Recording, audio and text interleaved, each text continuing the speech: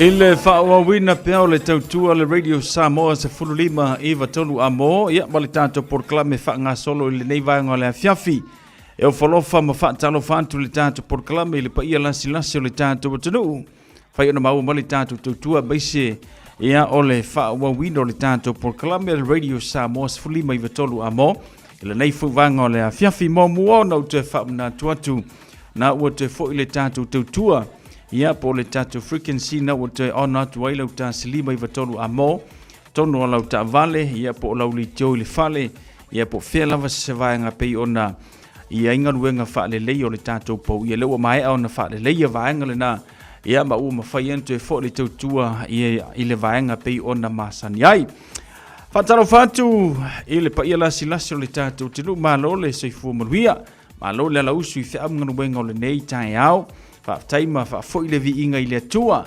ilona ngale lei maluna lo fom fa ye le tatu toe au dia mai ya le nei foi ya se fa popo lo tu se fu mon wi le ngata fo le mata wala wa le fa wa wino le tua le Radio Samos Flima Iva Tolu amo nai tamama na tinatu asina sino le tatu tenu fa tano fa tu le ava male fa malo le se fu mon wi ele manatu mo bolungo lo ye ile ngale lei le tu le se fua le ngata fo le maftanga ia ma ainga manai fanau pe ona ye tatu le amatanga o le neiva yaso vi ia le lofo le tua ilona nga le leia te otou na yo tatu tu asina sina e wina malulu le tulango le tau alo la ngona pe le mafana o ao le tua ia maua ye otou le manosi le aso ma le aso au ona totofi le tua iso se fata faita blanga fata lo fantu lava man fanalo aso nafi nasa fai foi ona fa fonga iai le lafu mamoi ia po le au frengurenga ia po le ngaluenga le tua ile fola folaino lana fionga pa ia e tawala mai ana au na fa feangainga le ngata ia au na fa feangainga au ila tousa lautongia ia e maua le avanoa fa au lo la tu te fola folai ia le fionga fa wina le tua awa se nganga wo fa vai o se nganga umakua vai ya o se nganga makuale Samoa ia ma o se o makua ima mawala na anua ia le taua la le na folfolina le fiong pa ia le tu le so na fi a mese o le so langa o le so ia e to tele ne tato wo mapa anga mai America ia o le mau mo le tato proclame manatu na o mai asa ninga lotu ia te to malo ma wo fo sine taimi a si ai le mal tau pa ia le tua ia ma fa fo ia ilo na viinga Fantalo fantu I pantele ma pantele tamai te samo nike malo le soifu manuia so se vai ngole nike lope o lo mau male tanto por clame fantalo fatu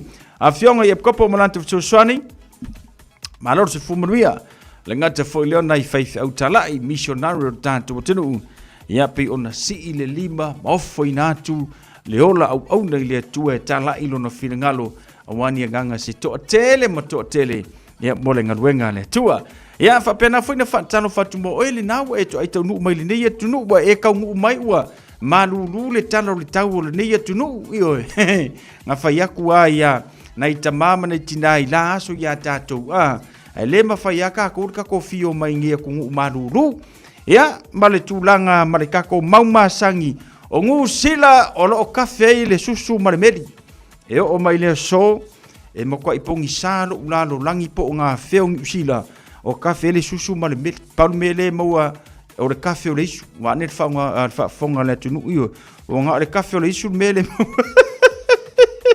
o le meli ma le susu a fa pe o nga ke lo le mea nga mauai fa pe nga e vala au mai ke io kafia maua fa manguyanga le nga io le la waka ko mai maka ko fa pepe ngei ya kungu le nga ka le malulu ya ai pule le kaimi ya titato tato na nga lulu ne yaso malo se fumaria malo fa malo si abai se foi lato ya sa fia ngai bale molino nai fa na wa onga mapiki ya ngai la ku le fa faila usave be unga kele le unga festa pu lo su 20 minuti o tela no usupese maosana wa mai la fa ola tanga supulanga le malama esuya ilo langa epupuna ilo anganga epupuna ila nganga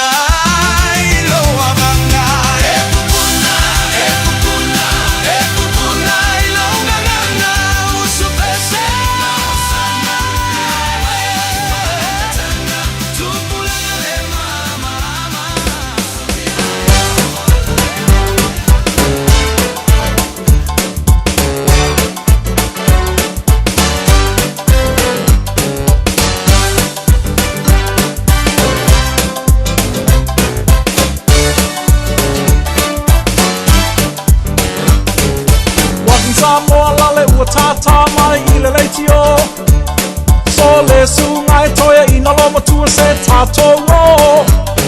Aua le whātua ia e whai mai lau tonga. Savali whalusi, mai o le tino puta. Savali whalusi, mai o le tino puta. Se tūlai mai o elena e te toto mawalunga. Tope tope mai o elena e te mai suka. Sato savavali toa tele tele langonai. O sol le lava, o Sophia ai. O sol le lava, o Sophia ai. Mapea lava nai ko palangi, malato pale koleni. Tu mama ina e tamaiti o le kokonati. Ta vale nei masola, e la ala ala matau iuta. Ai o le popo mamo mai le fua mata. Se tu lai mai o elena e te toto mawalunga. Tope tope mai o elena e te mai suka. Sato savavali toa tele tele langonai. O sol le lava, o Sophia ai. O sol le lava, o Sophia ai.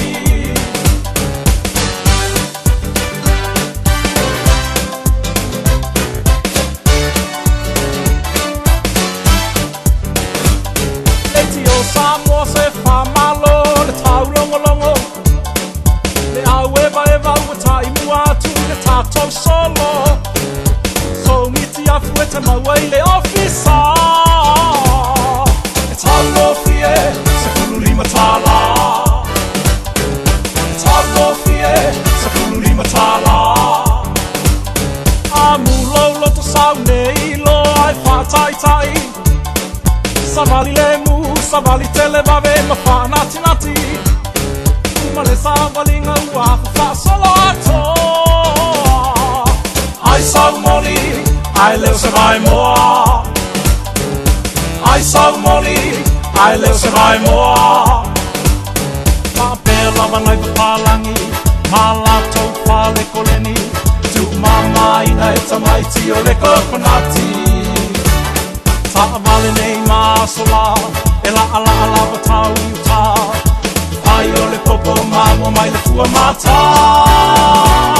A mulo loto sau nei lo ai whatai tai. Savali le mu, savali tele vave ma wha nati nati. Uma le savali nga ua wha solo ato. Ai sau moli, ai leo se vai moa. Ai sau moli, ai leo se vai moa.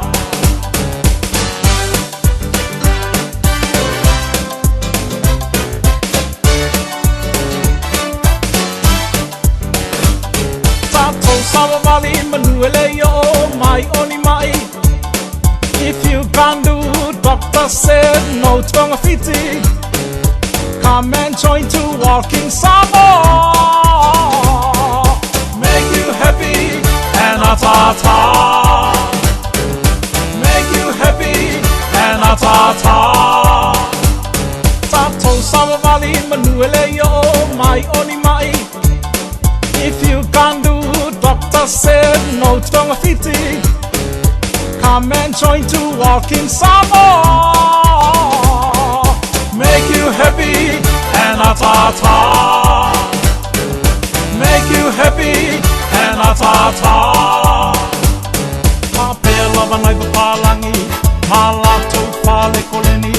Tu mama ina e tamaiti o le kokonati. Ta vale nei masola, e la ala ala watau iuta. Ai o le popo mamo mai le fua mata. Tato savavali manuele yo mai oni mai. If you can't do, doctor said no tonga fiti. Come and join to walk in Samoa. Make you happy and atata. Make you happy and atata. Make you happy and atata. Make you happy and atata.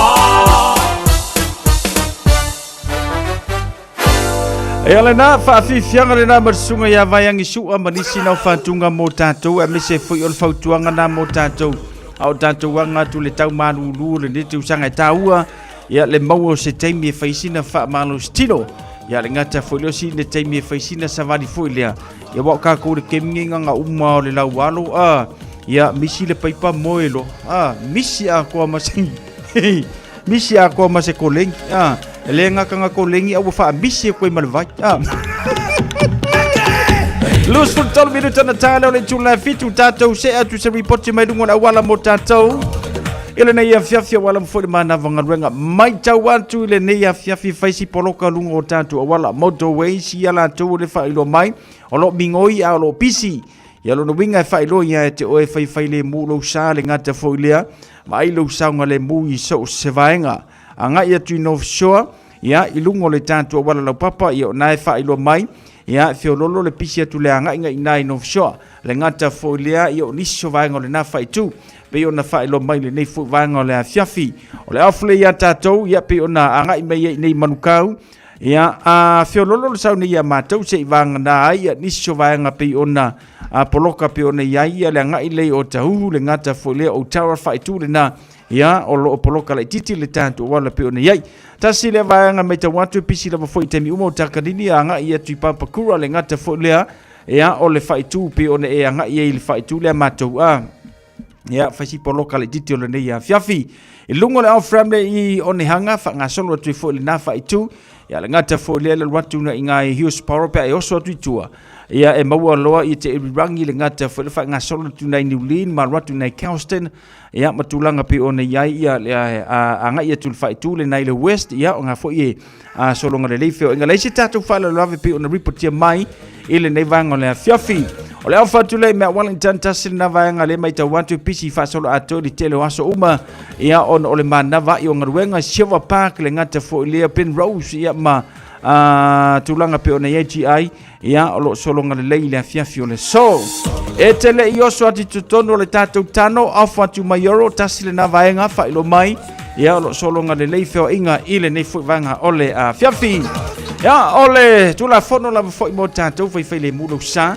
mai lu saunga le mu o fa nga ina lau telefoni fa mo le tātou tino ia pe ilunga ole awala tātou reporti le nā mo tātou le nei fui vanga na fiafi le whailo mai ile nei fo ia songa fua ia wana fo le manava fe anga luenga le tātou tino fatalo fara e tātou wo mapa anga Amelia Mikaele mano le seifu manuia fa taili fa tasimai ile tātou tutua le ngata fo le fatalo fatu le tātou porklame vauliko yese tu solo mano le seifu manuia le unua ia liru isa fui mono ayu mano le seifu manuia fatalo fatu foi ti resa ena say hello to mama ia fa tele fa tasi mai lungo le tanto por kalame lungo le tanto YouTube channel ia le ngata foilea fa talo fa tu le tanto por kalame ia tastiva so i forma via tas malole nga lura mtango le neva yaso ia le ngata ile fa talo fa tu le tanto por kalame ia e seta tango moa so i forma via seta Alo fatu mo e malainga fa tele fa tasi mai ile tanto tua meso le tanto por kalame ole nei vanga la fiafi fa talo fatu ia taisa ngalu so i forma via taisa alo fatu fa tele fa tasi mai ia male tanto tua ile nei vanga ole fiafi na musika mo le mana vanga luenga ia le ngata foi le ona faila kuko le ni ka kopana singa i mea mama e oi ongo le mai ka waku yo faisi malu lu tatu ni fiafi los for minute tale tula fitu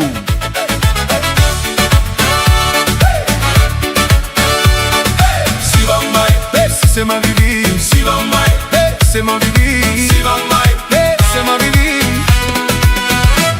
Tato atu ya satani fa umaita me atotino. Le ola vivi ki maleta pua ilo aiga wata unisi. Fa malo si mai mafia fia mai tato si le fa petai Yesu le matai. Tato atu ya satani fa umaita me atotino. Le ola vivi in maleta pua ilo aiga wata unisi fa malo si mai mafia fia mai tato si le fa petai Yesu le matai Perse fia fia si va ma vivi Perse fia fia si va ma vivi Alleluia Mafia fia Perse fia fia si va ma vivi Perse fia fia si va ma vivi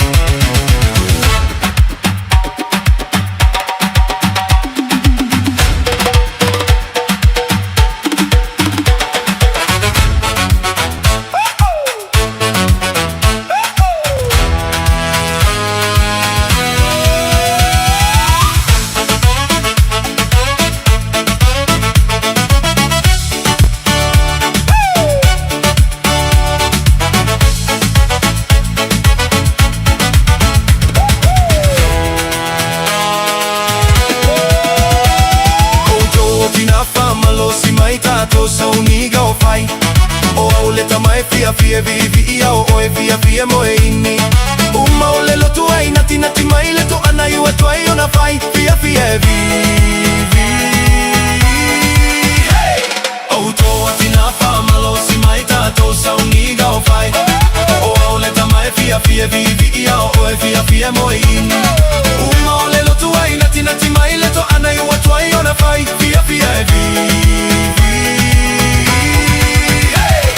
Pese fia fia si va ma vivi Pese fia fia si va ma vivi Alleluia Ma fia fia Pese fia fia si va ma vivi Pese fia fia si va ma vivi Alleluia Ma fia fia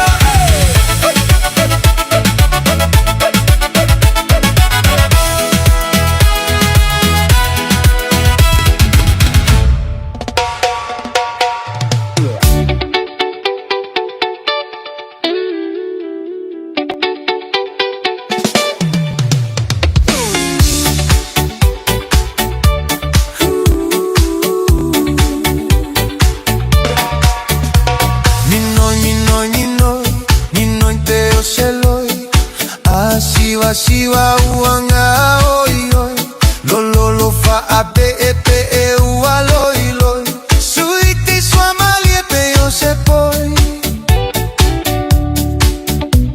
Ninoi, ninoi, ninoi Ninoi pe yo se loi Siwa, siwa uanga oi oi Lolo fa ape epe e ua loi loi Suiti sua malie pe yo se poi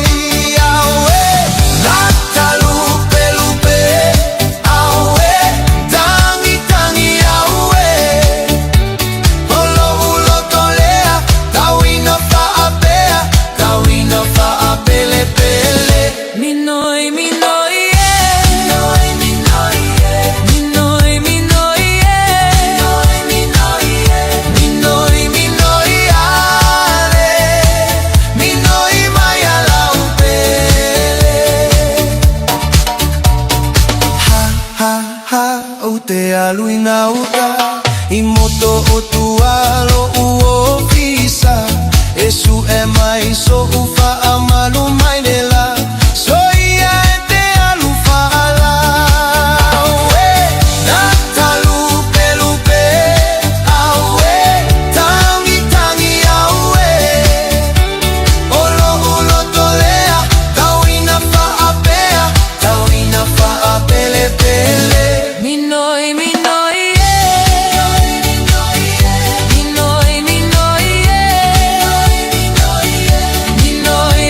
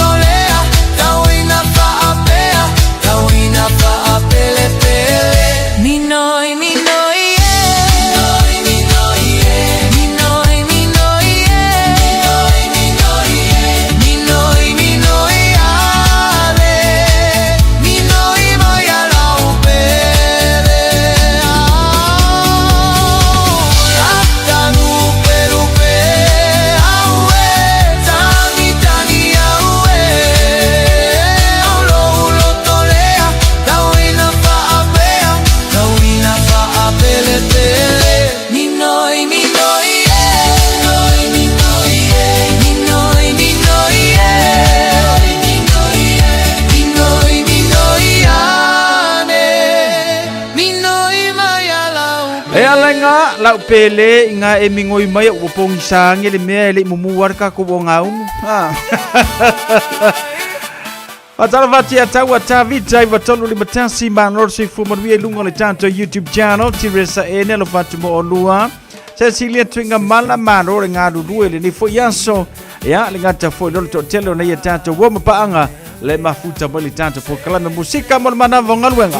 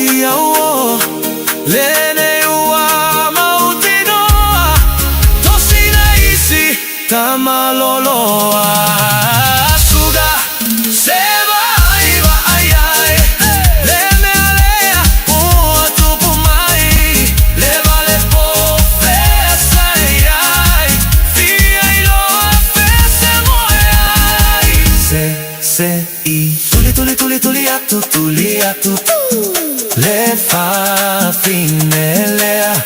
Se sei tuli atu, peyelekea. Se sei tuli atu, le fa finelea. Se sei tuli atu,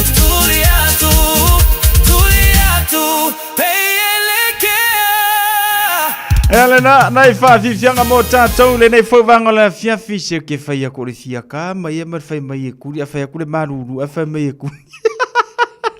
Hengo inga nei, on fingal na koa, inga ala mo kuru whanau ka marwhing. Fitu minu tala tana tala le tula fitu a tāl fitu, taimi masani mo tātou mo le tui whaasalawina, o a tātou tala mai Samoa i le nei whauwanga la fiafi, a whaafonga mai o ngai kau yangi ngai mangaku whapenga ia oi, i ngā so ia, ioi. So ia ko ke whaianga me o le mo maruru le kau, whamulmori. Anga salo tata musika le nei a fiafi.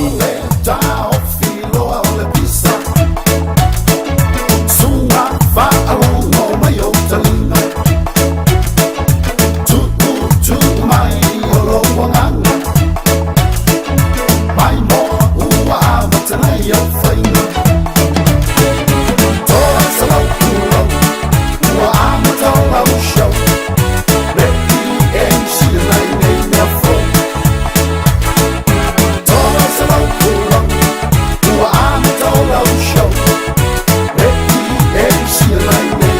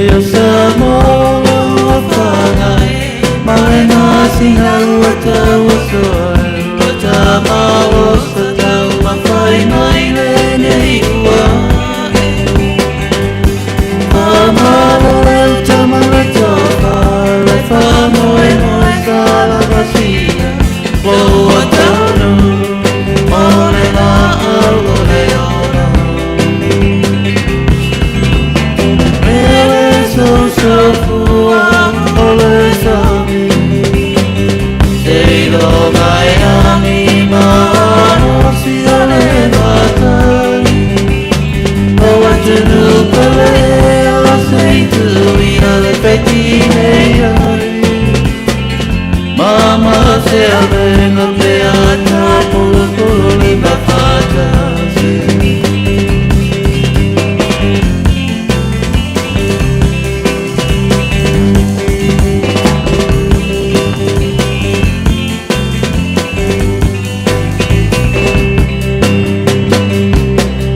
Tatina pea mia fia tutu a fae aina si o tatu o turu Wale tu o noina ne ala fole tupu o tupu Ai soi ai te fai upu Ai ambo ane si o tatu o garu Mana tu a fae le tava e mama e si o na fulu Susafua ole sami Sei lo mai anima no si ole matani Ote nautele ea sei tu iole petine iai Mama se avena peata polo polo lima fata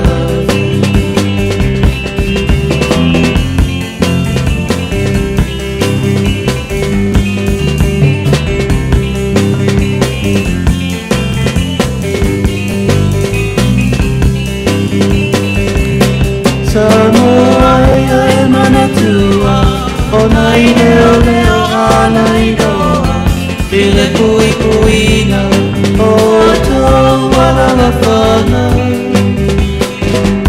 Ai aoa tu susuena Aua e o soilo wita Kai ngalo ia o elei o whipe a muro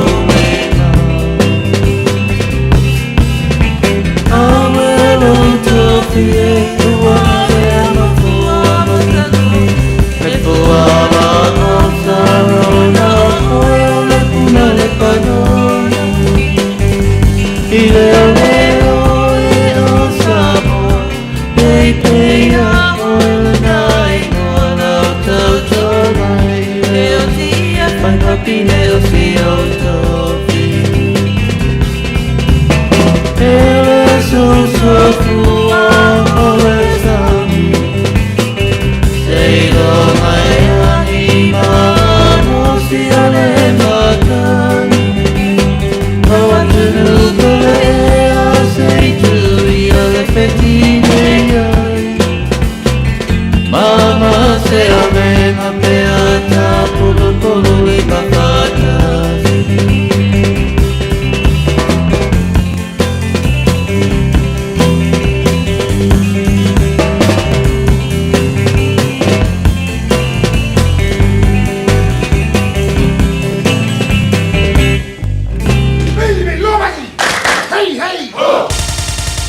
Usi mai alau whaafofonga o le whaapoponga fo ele nei o talafau mai Samoa. Awina sa mai mo oe e lau leiti o whalongalongo le Radio Samoa tasilima iwa tolu amo. O te whatalofo o tātou o tunu o le amatanga o le nei fo i vai sa fou o tala mai Samoa.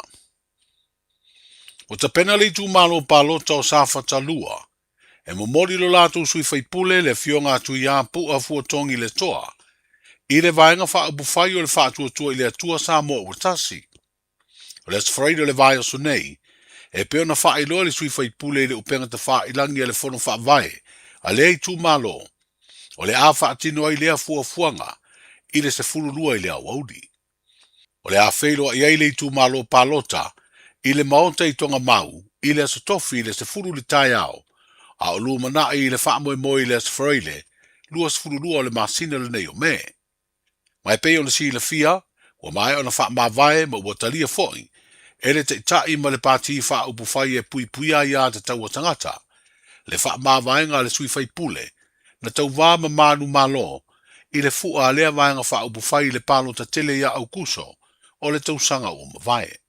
O le whontanga le pāle mene le vai aso fau le aso lua, lua sfuru ono leo me, o le a wha ilo ai e le fionga le fonga fitalai le wha ai unga le whai pule o sa fatalua, ma wha tino ai loa mai a inga, o le tūla fono whai ngā palota, wha pēr tūla fono tū mau, wha sino le wha anga fua le no fua o se tū malo i le pāle mene, pe a fia vea masui o se iti pāti wha upu whai, se sui usufono.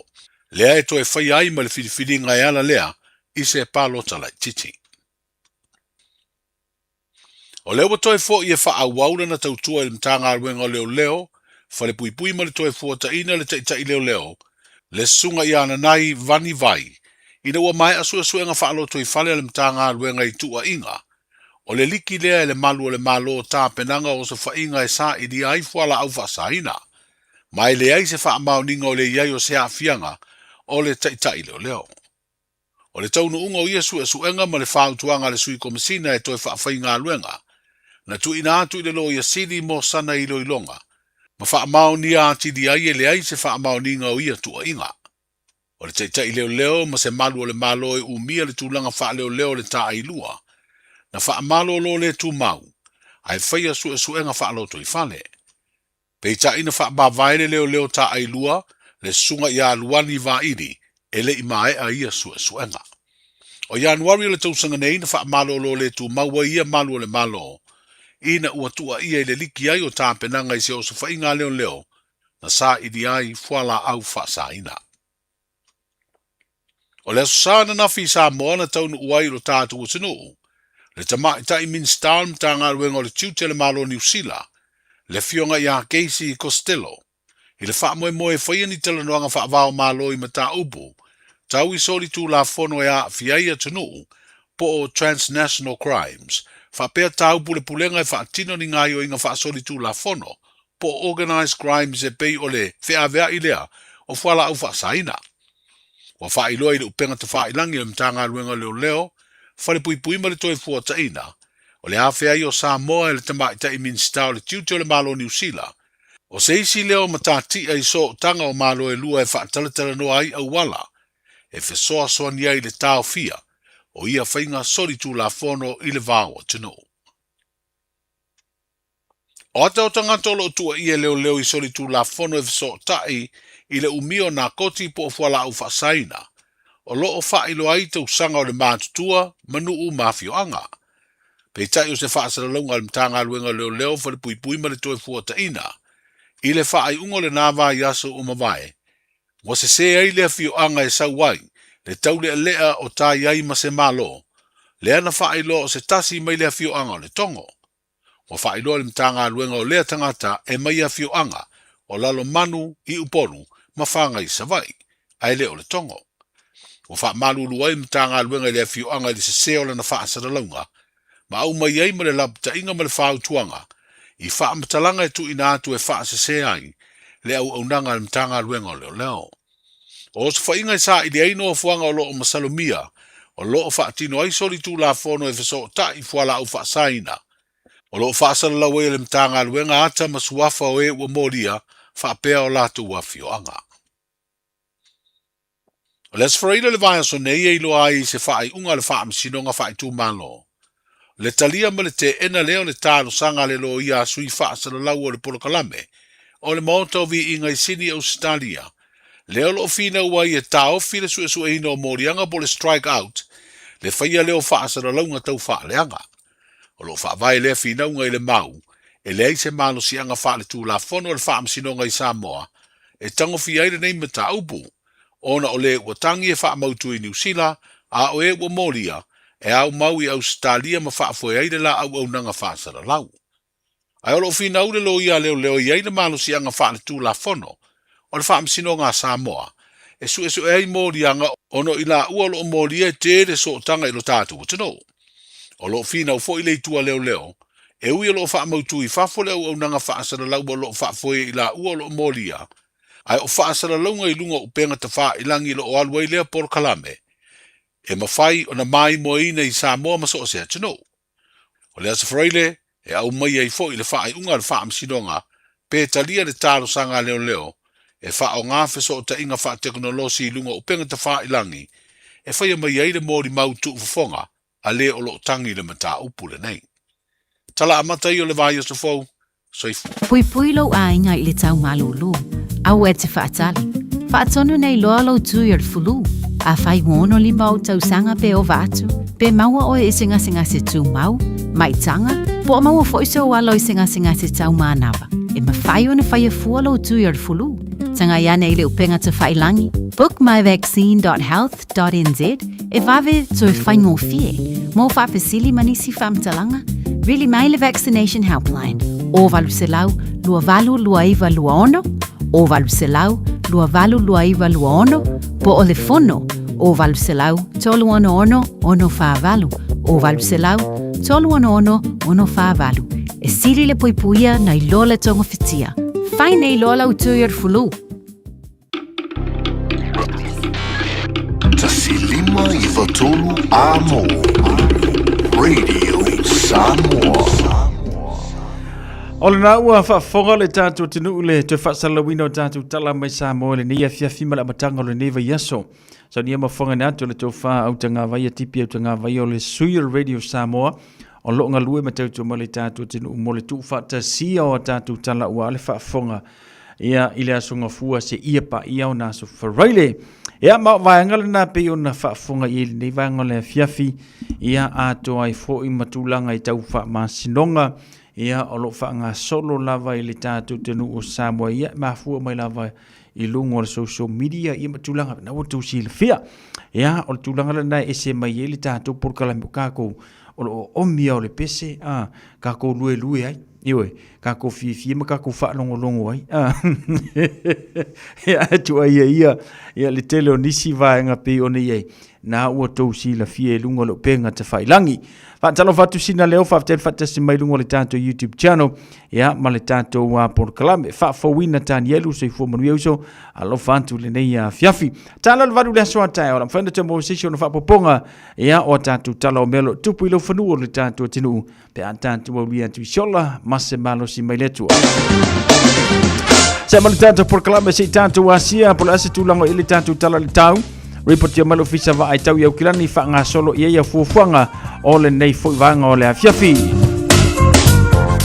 Talo tambo tātou le so le fa mawina lona malulu fa tulanga ina mo tātou se furu male tolu tikeri lona malulu se furu male valu lona mafana langi le leile tulanga le tambo tātou le so. Aso atao fa mawina foi lona malu se furu male tolu tikeri palasi melo na mafana se furu male valu foi. Ia pe o nei le aso atao whanga solo atu le aso lulu. Sa sfuru lua se e lai titi atu tātou malu sfuru male lua. Ia male tātou mawhanwhana i le lua sumare tasi. Whanga solo tu lava le aso tofi matulanga pe o nei le tātou tala o le tau i le nei fui vai aso malona a mataina. Se male tātou porkalame se tātou asia le tūlanga o le tau mo Samoa. Palasi te munga mo le tātou tunu o Samoa le tau na lila. Ia a fia fo i se tasi o vaenga o le tātou tunu i le woli. Ia matulanga pe o nei ili to whatu tau le tau. Le ai se reporti e whapena o na lapata i ili tātou tunu inisio vaenga. Ia tau lava o le tūlanga le timunga inisio taimi. Ia pe o na fia le tātou tunu o Samoa. Pe awha pe na sauni sa whainga malanga mo Samoa. Ile nei fo i vaiaso. Lona vevela lua se furumaraiva tikeri lua sumarfa.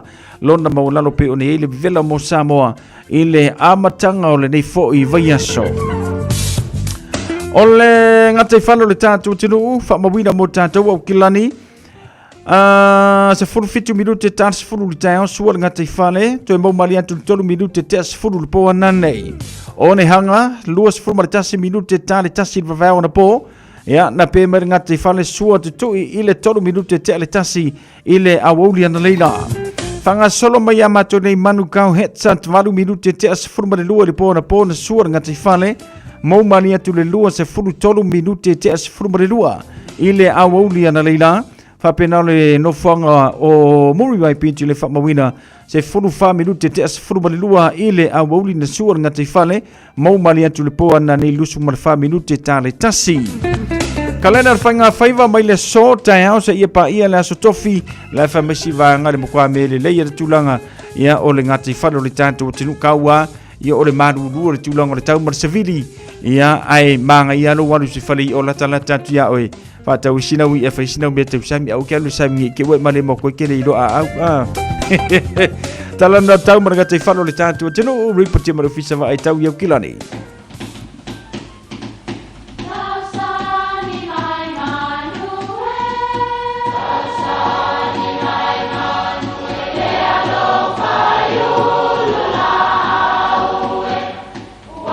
E o whanga manu i ululu o la au, awa e whawhanga I funga o la au. A o le tangata e whawhanga I upu matala. O le mawhileo o alanga upu mamuanga ngana Samoa maona whaapongai e a fua I lona sio mianga. O lona lea sao I le whaatufunganga o le iloa whaale aso mai le tautua se ia o ina pule. O alanga upu mamuanga ngana ua lanto mamanuina le tō whamanino a Samoa mana tua foi e tāo fitau muli le atunu. Ia tutu foi o le savili. A whatau mua I le matangi se wholaunga I le vasa. Alona winga o le a iwi foi iwi matangi le au tawalo. Ia tutu foi o le savili alona winga aua ni whaavai. A e tawalo malosi le waa nga I le matangi. O se isi whaau puina o lea langa upu e wapea, ia whaatutu mai foe ina ia whaia ina le matangi. O ni upu whaalualu nei upu. O upu e tōma tawai leola tawivi ma leola finau. E eile ele ngā uta o le whaasale a ngā sa sewai le tufunga. Ai te I walongo ane lona soa seu whapea o a ana lai whawhasi le tumalo. Na tuu le seunga, a e anga loa le tufunga e whawhasi le fili. Na liliu watu lona soa seu o le ato e foi. Masalo na fuafua o le a sola ese, a e whapea atu le tufunga sole e sa le foi. Le nai ngoa I lava le nālau ele, o sa le foi. O upu e whaamatala I le winga sa ili malo. E mai tau antu wa whengai tantou mamatangi vale o na o tangata tau whai mai. O na o lo tantou sa ili malo. Wale ai lava se I seu le manu a entanga I le ngalu. O whaiwau ai malo a o whaiwau ai to ilalo. O le melea. Ia tutu foi o le savili. Ia manuia lau whaasonga o le nei aso. Ua na o le Radio Samoa se furulima iwa toru a mo e tautuaina o e ilangu ngana fitu aso le vai aso.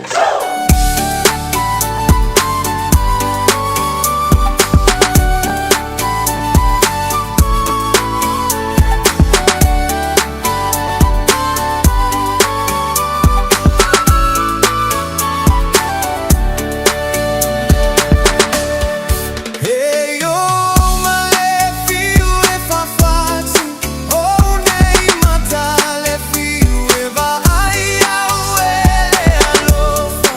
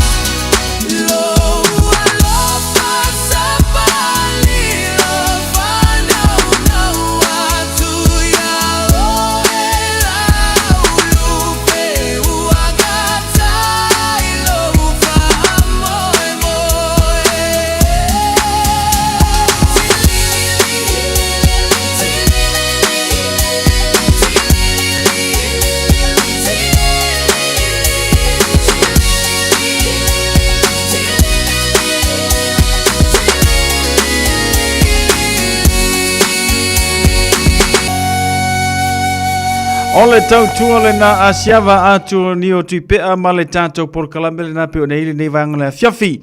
Mau e sesio no whapopongo le tātou porkalame le na o le mau wha samomoni.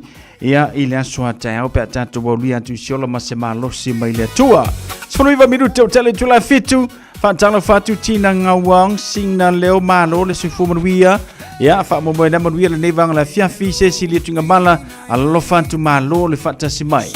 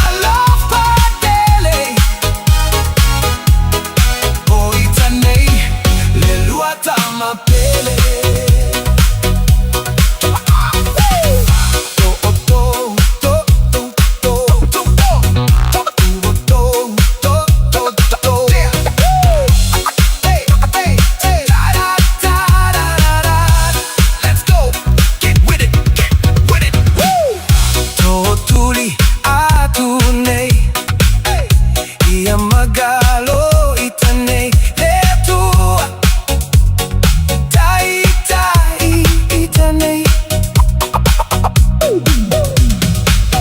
sausa silo uleaga faaoso o se tagata lenei wa oilo eleaga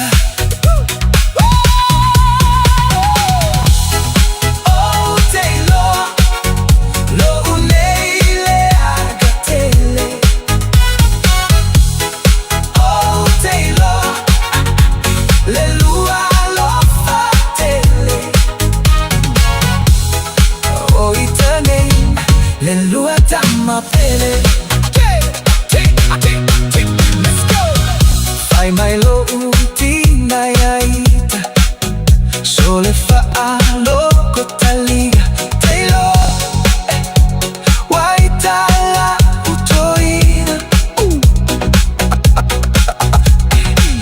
olana pupula wapeo seafi wakuso ai lo alo itagi o tailo wa ole usitai o tailo lo unele akatele o tailo le lua lo fatele o itanei le lua tamma pele. E ala na o nai whaafifianga mo tātou le nei whauwanga le fiafi le mānawa i o ngā ruenga le ngata fo i leo i lantou o maua le mawhitanga manai a inga. Ia mai se o nei whanau le mai ai fo i o a ongo le nei aso. E oina maluru ia e le mawhai o na tu ua i vaenga ia pe o na masani ei ia tiute mawhai vore tātou o tenu i le amatanga o le nei vai aso. Whatalo whatu loto a TK le mafuta mai le nei a fiafi tina ngā waang ma lor so i fu maruia. Teile whatasi mai le nei vanga le fiafi a Melia Mikaele ia ma le to telo na ia tātou wō mana i paanga pe o na maua mai ia le tātou porkalame i le nei fo ia fiafi ma le tautua le Radio Samoa se furulima iwa tolu amo ina ua lua se furuma le fitu minute le ua te aile tu la fitu. Ia whangasoro nei ia tātou musika o le nei a fiafi ia awala befo i lantou fea ngai mangaluenga po mātou le sifi po ia au i lantou ua mai a fea mangaluenga o le nei aso ia malo le ngā lue malo fo i le wha marorosi fea mangaluenga ia pe ona masani i tātou le amatanga o le nei fo i vai aso.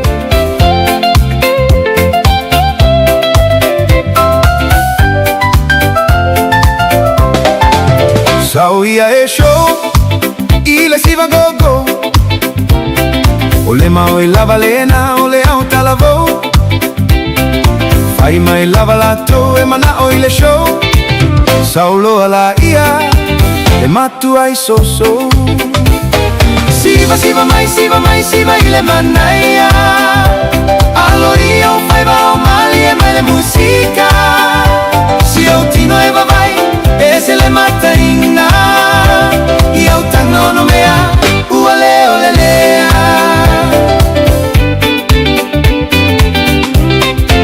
au ele au laiti so mai ai le tuisi milo lo tino masi ova e pe si alu lalo e alu i luga e alu i lalo pe se matavili feliu liu ai solo pe se alu o le maligi siva mai i le manaia alo io fai va o mali e mai le musica si o tino e va vai e se le mata inna io tano no mea uale ole lea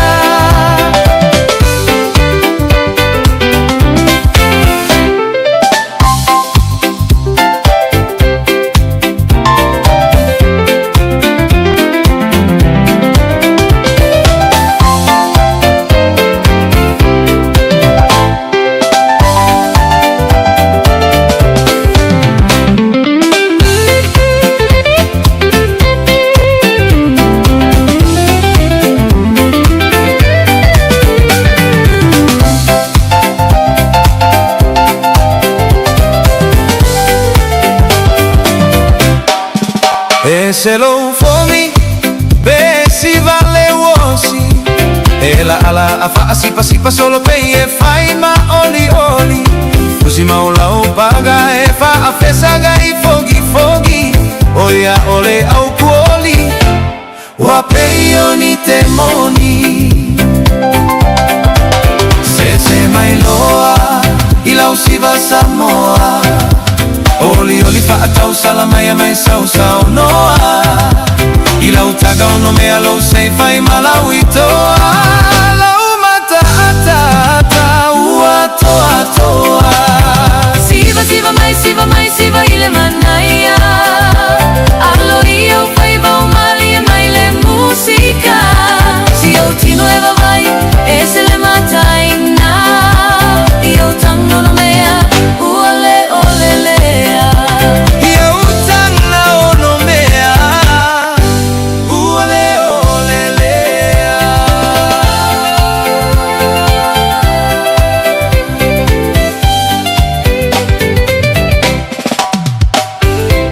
This is your insider's guide to Pacifica celebrations. Family is everything. From weddings, The giving of gifts, what we take, what we wear. A little bit stressful. to funerals, See the family support system jump into action. showcasing Pacific culture, customs, and cuisine. Food is the very best. Plus the do's and don'ts No such thing as island time at a wedding. of love and loss. We are nothing without our families. 400 weddings and a funeral. Streaming now on TVNZ+. Casa Beds and Appliances, o le tali o manaonga, I o loa whaatotonga ilo mauta, ini taulelei, toi anangata, e mawai moenga ngao si tutono New Zealand, wha a pese tino fōa le potumalo lo, lau ai manafoa, TV, la au pese, usa aisa, masini tā lava, telefoni fe aveai, maisi. A few ane loa I le whawhituwha Great North Road o tau, po le tolo fituiva Great North Road I Henderson, le Casa Beds and Appliances, telefoni ovalu selau, lua lua lua, lima whāwalu, ovalu selau, lua lua lua, lima whāwalu. When you shake a radio Samoa, lua lua mai, washington mai, radio Samoa, radio Samoa, radio Samoa, tasili mai vatolu. Radio Samoa. Le untu le male tātou temi le wati le nei whawanga na fiafi male tautua le Radio Samoa Sulime Vatolu a mo luas fuwalu minuto na tānau le valu. Whatalo whatu le tātou proklame se uso I an lave na nai, se fumanuia brother. Mano lava ngā lua le nei aso, ia manai wo manai paanga, se si le tunga malati na ngawang, alofa tele mo o tau manuia le nei fo I an fiafi. I know you don't care. I know your perspective has changed. The times we spend together are not the same. It's like I'm dark in your perspective. Have you forgotten my love? Have you forgotten our promise? Is this my sin that you ignore me? For God say I am. Now se say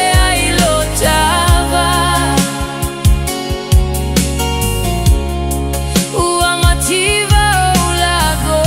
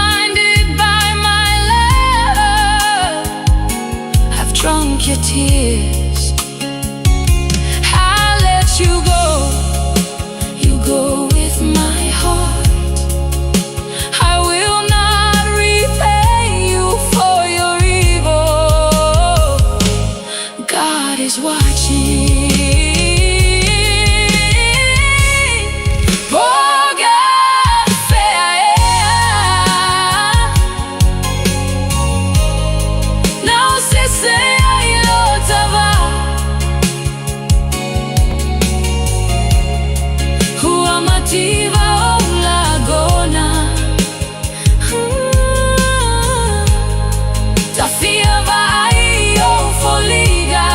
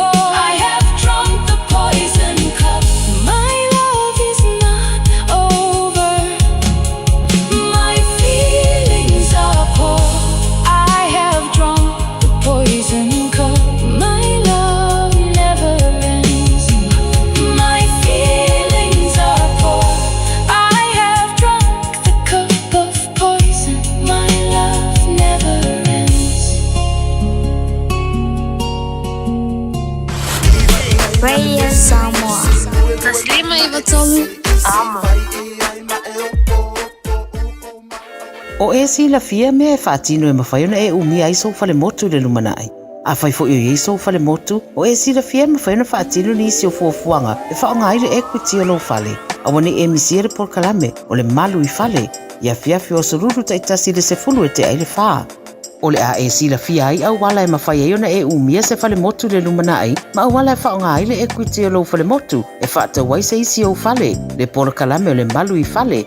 Ia fiafi o sururu wa yaso taitasi se fulu e te aile whaa. O mana o mie o e pose isi alo a inga se fisoso ani tau fe malanga a inga moni usila. Ima ta au pue peo le vaita mai no whanau po ngaluenga. A whai lau tali o le ioi, wala au loa Ken Ferniho o le Fern Immigration Services e iailana lai sene, ma o silia ma le se funu lima tau sanga hola na tau tua.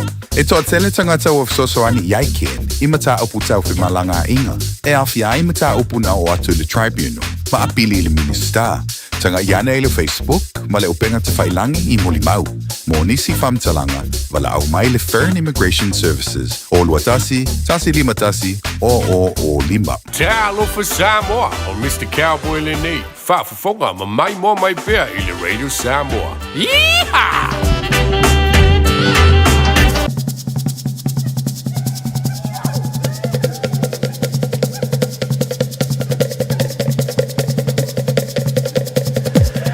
Leo atu la maritato taimi le wanti luas full minute na tale o le valu ta valu fatasi mai le sunga le whawhengai ngā pasta poni whanatia wale tato por kalame ia o le tu le upenga I le loloto. Patalo fatu se uso ia te o le polu alo fatu whaatele fatasi mai I le nei fo vaenga ole a thiafi. Nei tato whaasit silanga le utanu mai tau ia o na whaangasolo ilea o le tato musika se ia pa ile tu le valu le tato por kalame o le tu le upenga I le loloto.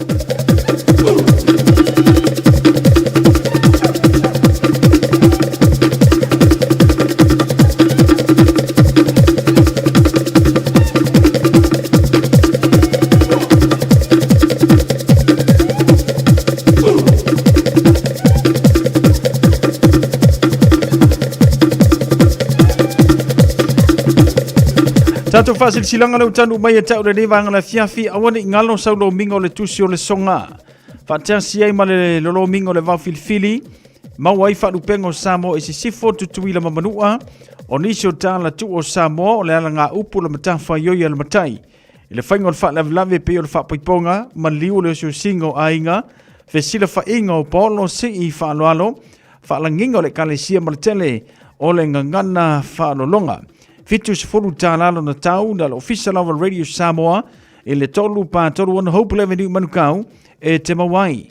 Mo nisi whamatalanga wala au le lua na lua tasi lima I vatolu.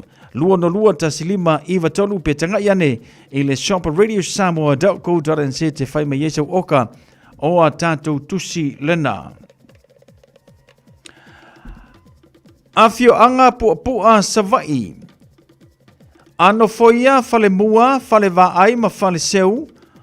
O ti a maua lunga o na whaapea lea o upu.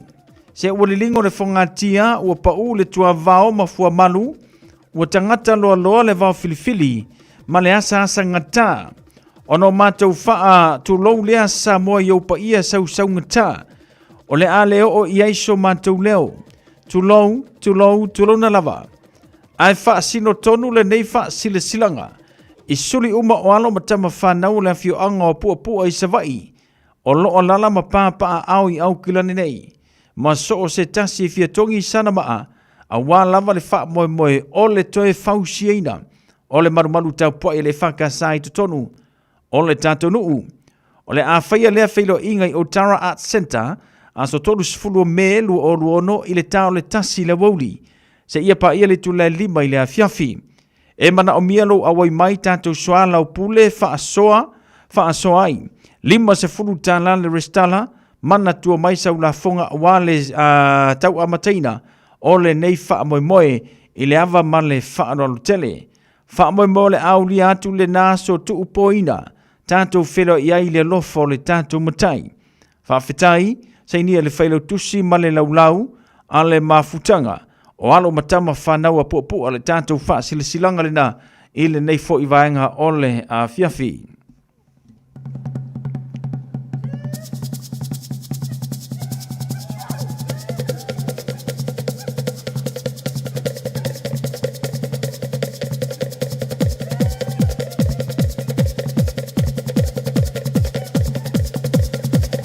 Lese tātou whaasilsilanga lo tenu mai, a inga sa alala ngā whale se la i le whanga. A inga sa alala ngā whale se la le whanga.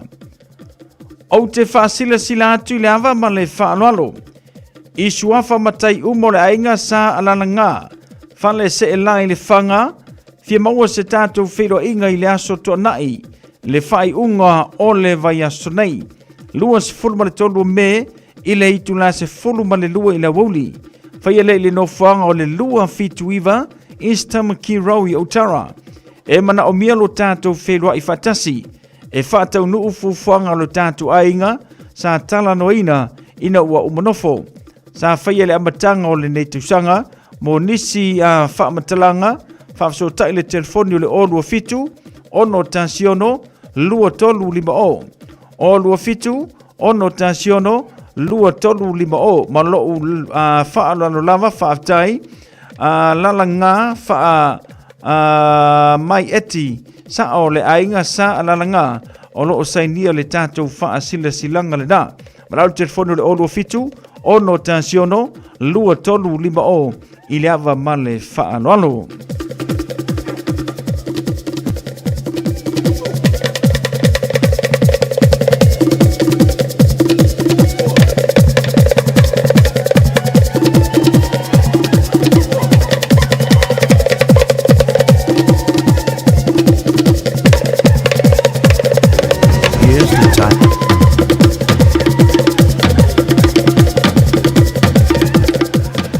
Ea, nan paula nane e tātou whaasilsilanga lewa tanu mai e tau le nei whaivanga le fiafia ma le tautua le Radio Samoa Flima Iwa tolu amo. Ea, wala whaia taimi whapene ia le ngata whailo le tautua a le Radio Samoa Flima Iwa tolu amo e whapena. Ea, ona momoli e tuaia lo whaanga le ngata whailea o whamarianga. Ea, atoa i whaima le tele o tautua i lungo le tātou por klabe. Ia fatase fo mana i tātou whaasilsilanga ia pei ona whaafonga i ele tātou tinu ule nei whuvanga o le fiafi a ila nisi vanga te fia maramalama atili ai e mwhaiona e vala au mai le tātou ofisa i le lua na lua tasi lima i vatolu lua na lua tasi lima i vatolu.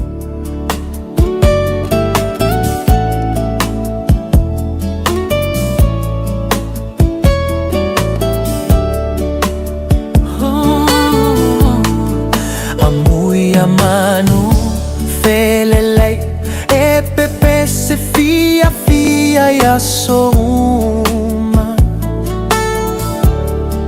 a oitane e aluma tauto ai o uma faufaunga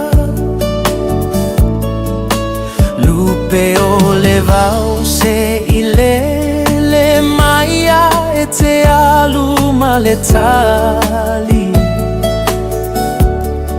Mo moli la utusi e te moli mauina, lo unofo ma le tangi. Mo moli la utusi e te moli mauina, lo unofo ma le tangi. Le maua sa umoe, talu le manatu sunga ia te oe.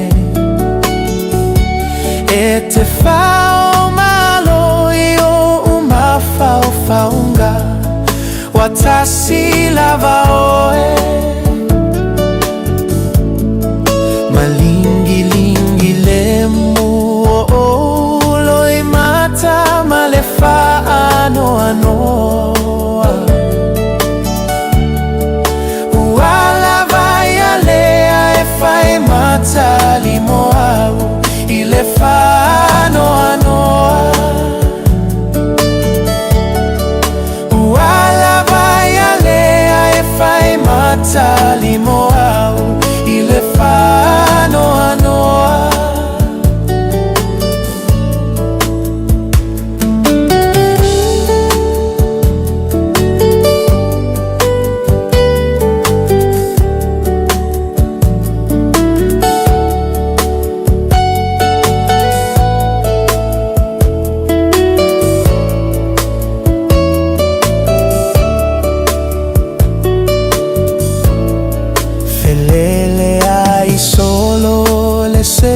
Ai la matia osio na ola e peio le asoa ua motu lilo atu aleto e vaia. Ai ona osio ufa ata uva ua mafu ai.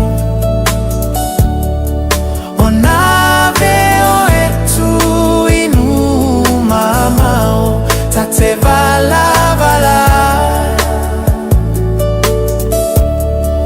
o nave o etu inu mamao ta te vala vala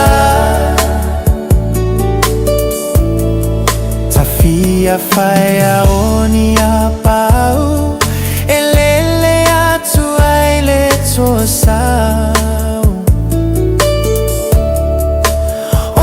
Sai lila upele uavea ile atu lau lau.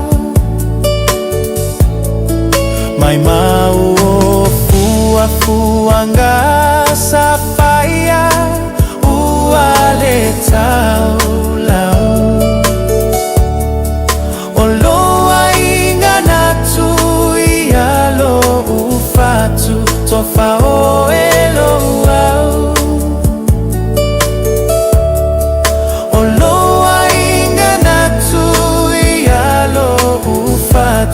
Tofa o elo au.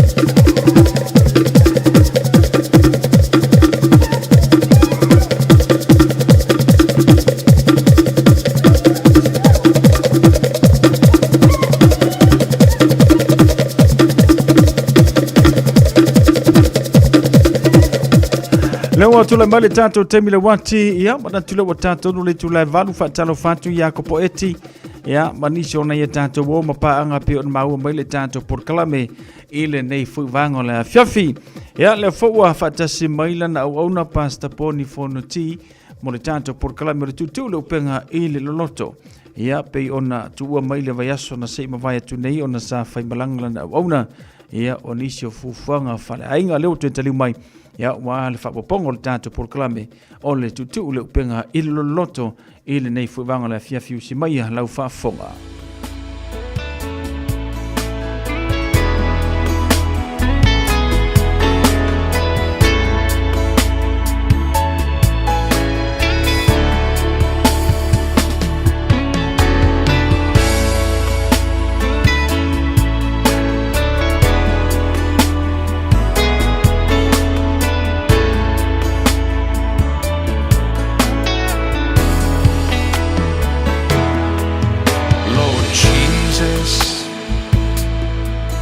You're all that I need.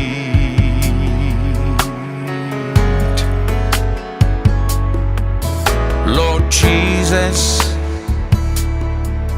you're all that I need.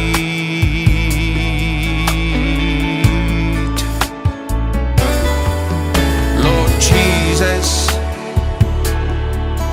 I am nothing without you in me. Lord Jesus, you're all I need.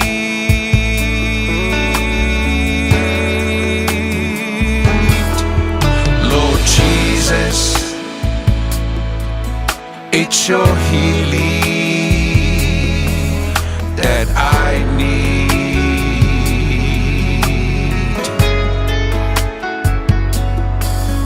Lord Jesus, it's your healing that I need.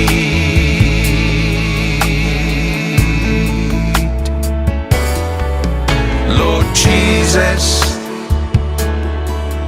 I am nothing without you in me. Lord Jesus, you're all I need.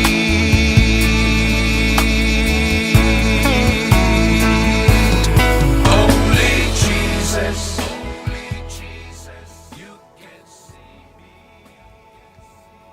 Aftailo mātou tua. Aftailo mātou tamai le langi. Mawalunga le meolo e fio mai ai le langi a o tumu le lang nei lo mamalu. Malo mātou tia.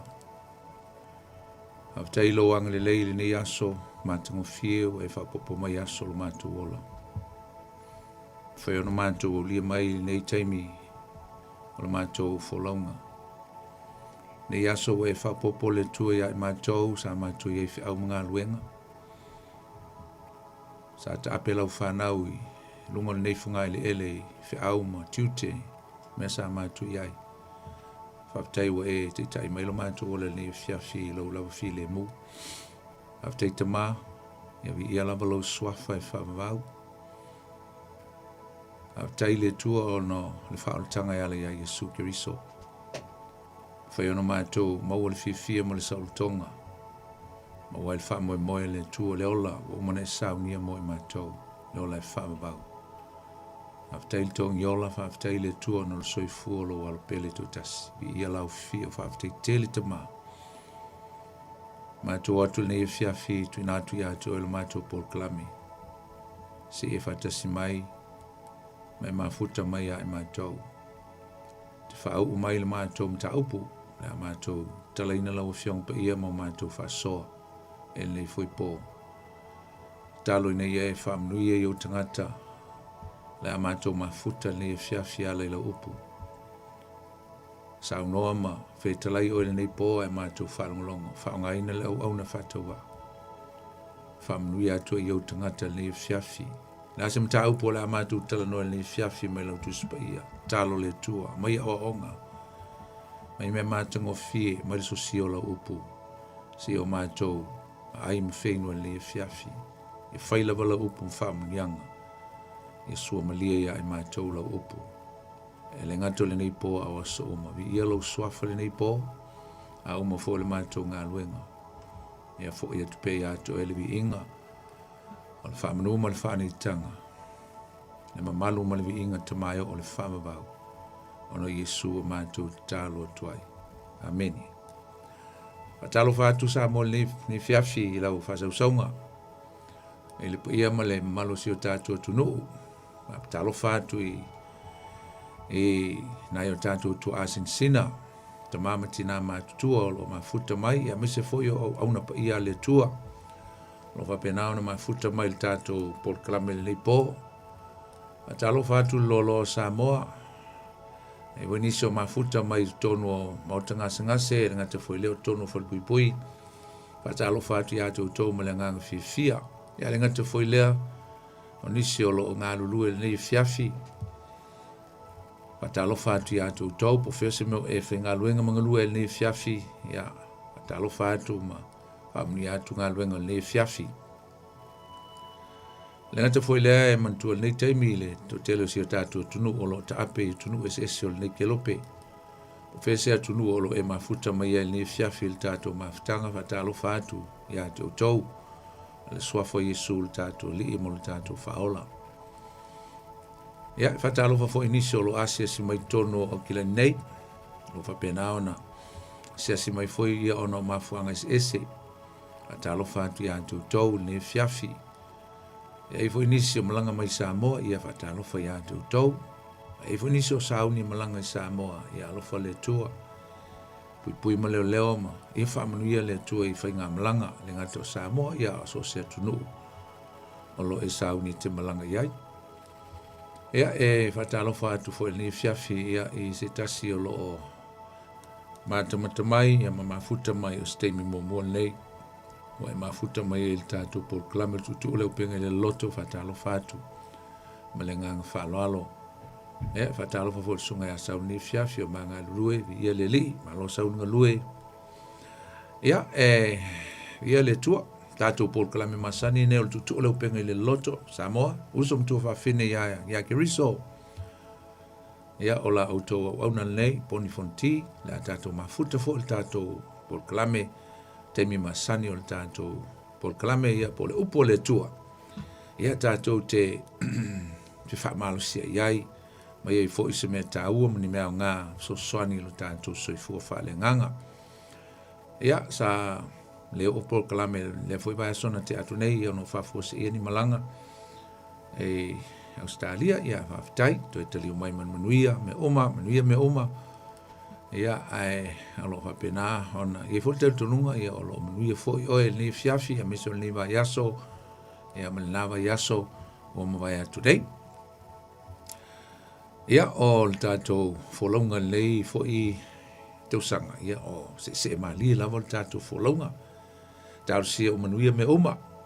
Ia se va na ai le au ia le tua i o tato ainga ni se pele ia tato. Ia whaina ho o tfole wala au le tua nai i o tātou ainga. Ia lofa le tua mwhama si aturo na nganga ia tau. A o le tātou Paul Klame ni fiafi o le a tātou wheme whasolo. O le upo o le tua ni fiafi. E whaataua i nai ia le upo lena utaua nei. O le whainga malanga i ei popua ngā. E ei lui tau i ei mea whainga tā o le wholonga. Awa ma tau pule la tatu tal noa e mal tusia ngā luenga. O lom tau lusu mal fitu.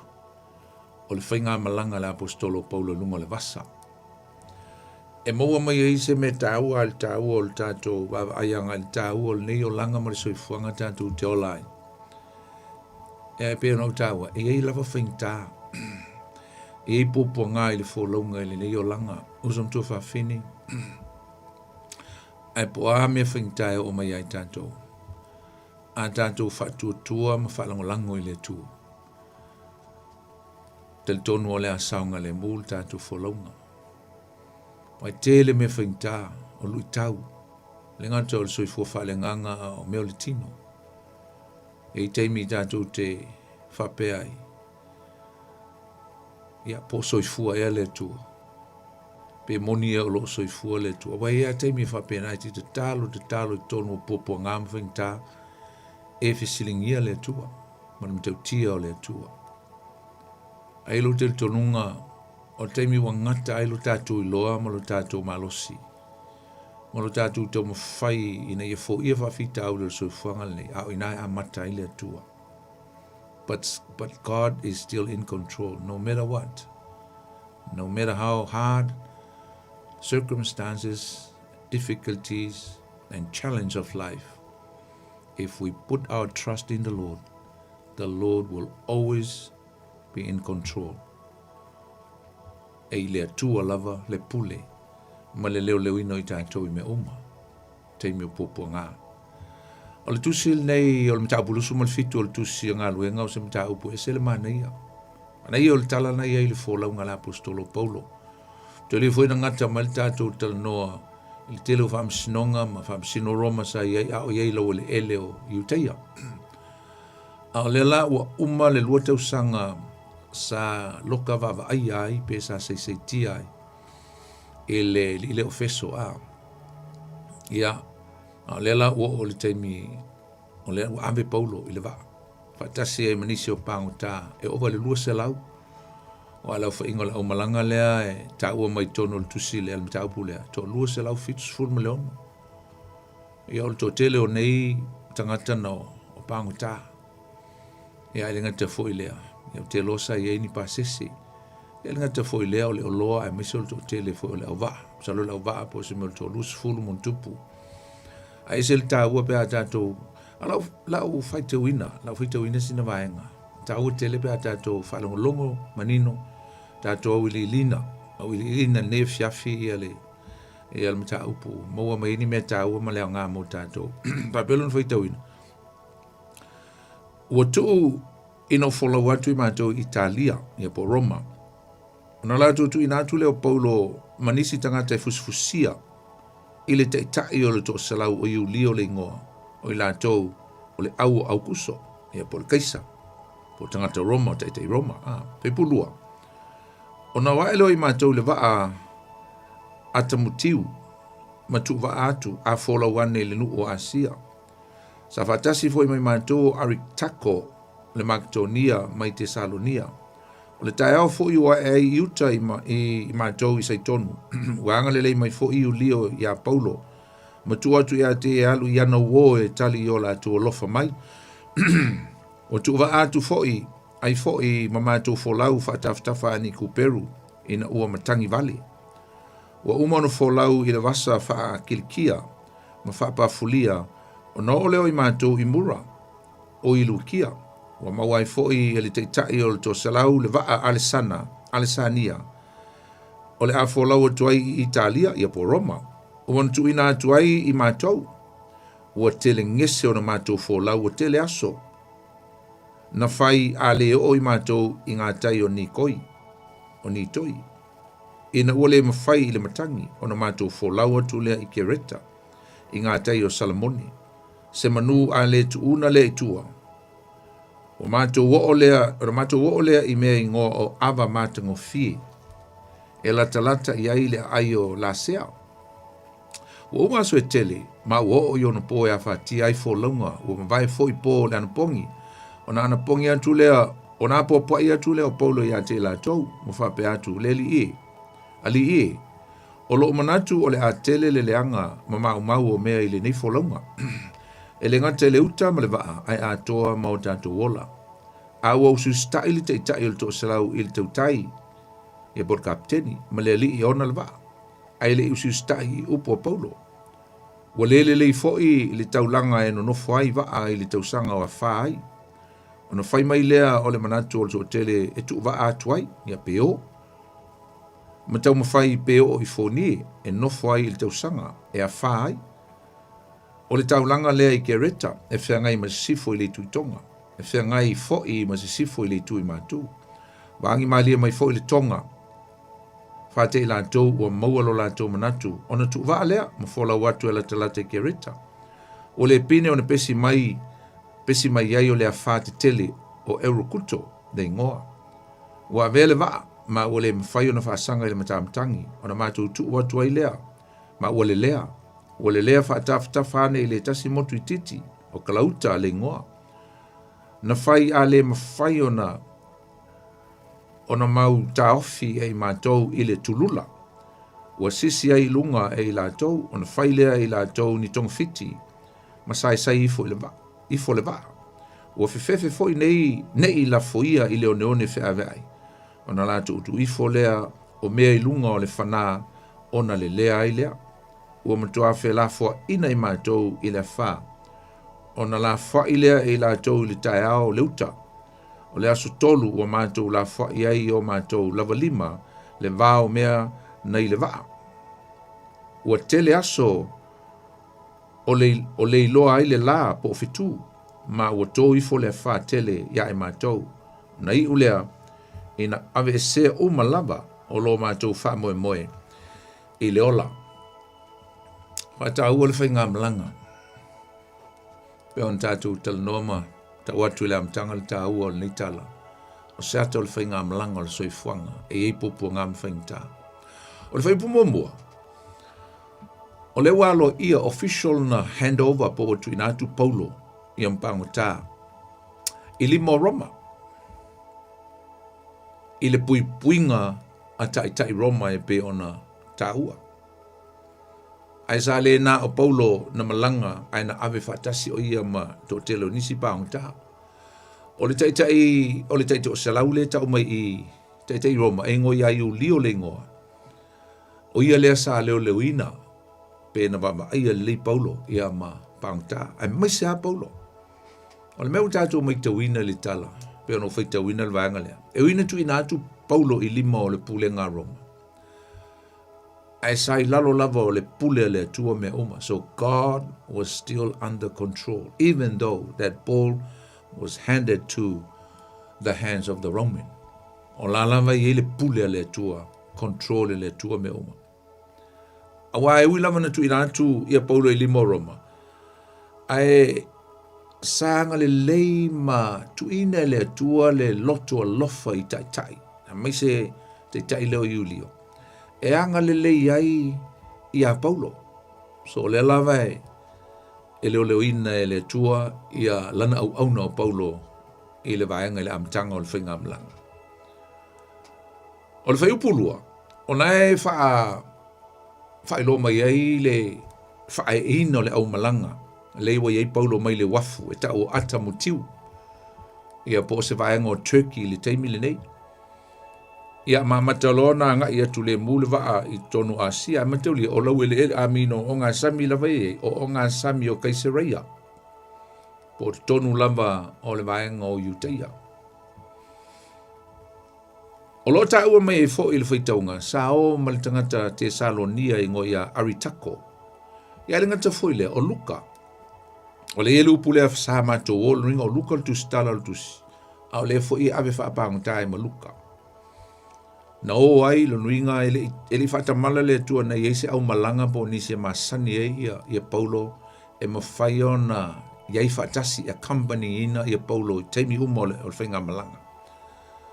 E fōlinga mai la ua le amtanga o malanga e pina o se vaala I titi. Lea ua fō lau mua tua I tutonu o ngā sami lava o Kaisereia. Ai eile si taulanga o va ai lumatu. O le ele wha moe, pe ono whaitau I nāna nei, e whae e aile au malanga ma le uta atoa I le isi wha tele. O le wha tele le malanga tu sa o tu lava. A ngai I Italia ia po Roma. Wai le mwhai esta mai wha o na kolosi pe a ngai I lunga o le sami o Mediterranea. Ia le ngata o le sou, ia aima mao fo I le alu I Roma. Whai pe tolu na iai, whai lele whamatala mai e ui sa ave Paulo whapang ta I lana malanga, I le pule Roma. Ai sa le I matua I mamafa tele le sai tianga o Paulo. ai sanga le ai tai Roma sa va ai oia ai sa nei loi na o tau nu le va ai le a ai lo sei tonu ia bol tau langa va ai sei tonu le no fam tele na le no foi tu na nei o nai fa pe nanga le ai u lio ia Paulo ia ma te tala tu Paulo ina ia alu yon ainga ia po ana wo no winga o le paungta a le anga le ona o le alofa na tu ele tua il te malanga ia wanga le ai te malanga ia Paulo isina teimi na malolo ile finga malanga ia na tala Paulo ia lue e asiasi ia na wo ia mese fo ni ona ainga o fe po fa na sa fa mai sa uia ne ai la to le vala titi la valea wala te ku Peru ia alo ese mai matangi malolosi e fa sanga mai luma Boi loa ai o se malanga e whengta i le amatanga, i le whengofie i le amateina o le whenga malanga le wa amata ona ngiangi mai e le matangi e malosi. Whamaile ona alo e se le o sui le ala waa. Ia maa i atua nga i le nuu le o kuperu. O seile i ona po, muzom tō whawhine. Sa o ina le lei la tau i le tūlanga o teimi, matau, mateimi i te tau ena malolo, mateimi i te tau ena wha o aulu malanga. E masani ona wha moe foi kapiteni e le matangi e una ina le waa e wawei o no. E so swani le matangi e fōla ue le waa. Ai a whai oso mai le matangi luma. O lona winga e whaingatai le o se malanga whaingofie. Ona whai leo se whai unga le kapiteni pe wha wau le malanga. Ia pe wha tali ni aso se i malu. O whai upo e lima nae ta ua i whai mai ua te atu wasa kirikia. O ingo le sou lea ma le wa na alo a nga i Perea, a nga i Kuperu. Ia mai ua i lava i na kilia atu o ngā sami e ta o kirikia no whaitauina o ngā sami pafulia. O na tau nuu leo le malanga. E le taulanga waa lea i le nuu o mura. Le no whaitauina ma le whaiupu e lima o mura lea. Na suia ai mai le waa lai titi a ngai le waa tele wha ua wele malanga. Na sifi mai ai le waa lai titi a ngai le waa tele. Wha ua wele malanga a ngai Roma. Ia mao se waa tele ia e whaiona a me elto telo pa se se ale ngata foi. Ia outa. So now they board another vessels, the bigger one. Im whaiona handle le waa lea pe im whaiona ona maule malosi o le waa le mwhaiona o le malanga i se mea mamao e misi o se o ngā sami ia o le a oso i se a wha po se tangi malosi. Sa le i whai ngofi o le mea tatu te lo sum tōna fin. Sa le i whai ngofi ia paulo le amatanga o le nei whai ngā malanga. A wafo i sa le i mauti no e paulo. Sa ona le ilo ina po ani mea o le atu tupu le amatanga o le nei malanga. Ai wile, sa tu maule wha tua o Paulo, sa tau fiofi pelo na loto i le tua. O le si au vaenga o le au malanga. E pe wa amata o nantau le mautonu i o ngā sami o te atu. E matau leo lele i o atu le me siliona, te tele ai le wha le ai le malanga. E wha pena fo i lale soi fuanga o sumtua whawhine. E iwa i teime o soi fuanga le tātou te, e o tātou te o i mea whainta. Fa fi tauli oni mea sa tatu le mana na o iai oni mea sa tatu te le i filifilina tatu te le i fuafuina ai te i lava ua o fa fua se i mai ia ni mea whinga tālu soi fuanga na usum tu whawhini ai awane ngalo o lo soi fua lava le tua o ia o lo si la fia e le tua mea uma so just put our trust in the Lord and he will take care of everything. He will in control. Pe a whai tātou te whātua tua ma whālango lango i le tua i teimi whaingtā. Le lopo e ui ni me whaingtā o soi whanga. E po e nisi o le tātou au pele ni e whiawhi o e ni whawhita auli. O lo e ui ni mea o le mauti no o le mautonu. Tā whiawhi lo loto i le tua. Just hang on to the Lord. He will never forsake you. He will never leave you. E iai le tua i tonu o popo ngā ma whaingtā. E umalolo malos, saulo le tua e lona teimi. O atu le whai upu ono, ia le ono ana i se furu lua, ia le utato, pe upu ono na wa amata mai ona sui mai le, whaamatala mai ai le o le wafou, i le waa la poa. A ua sei fo i la male, to ta mai o le sami. Wa lolo wala sami, ina walu le fo launga i le vatele lea. Hoi pui ono, o lea ua tuina tuai ia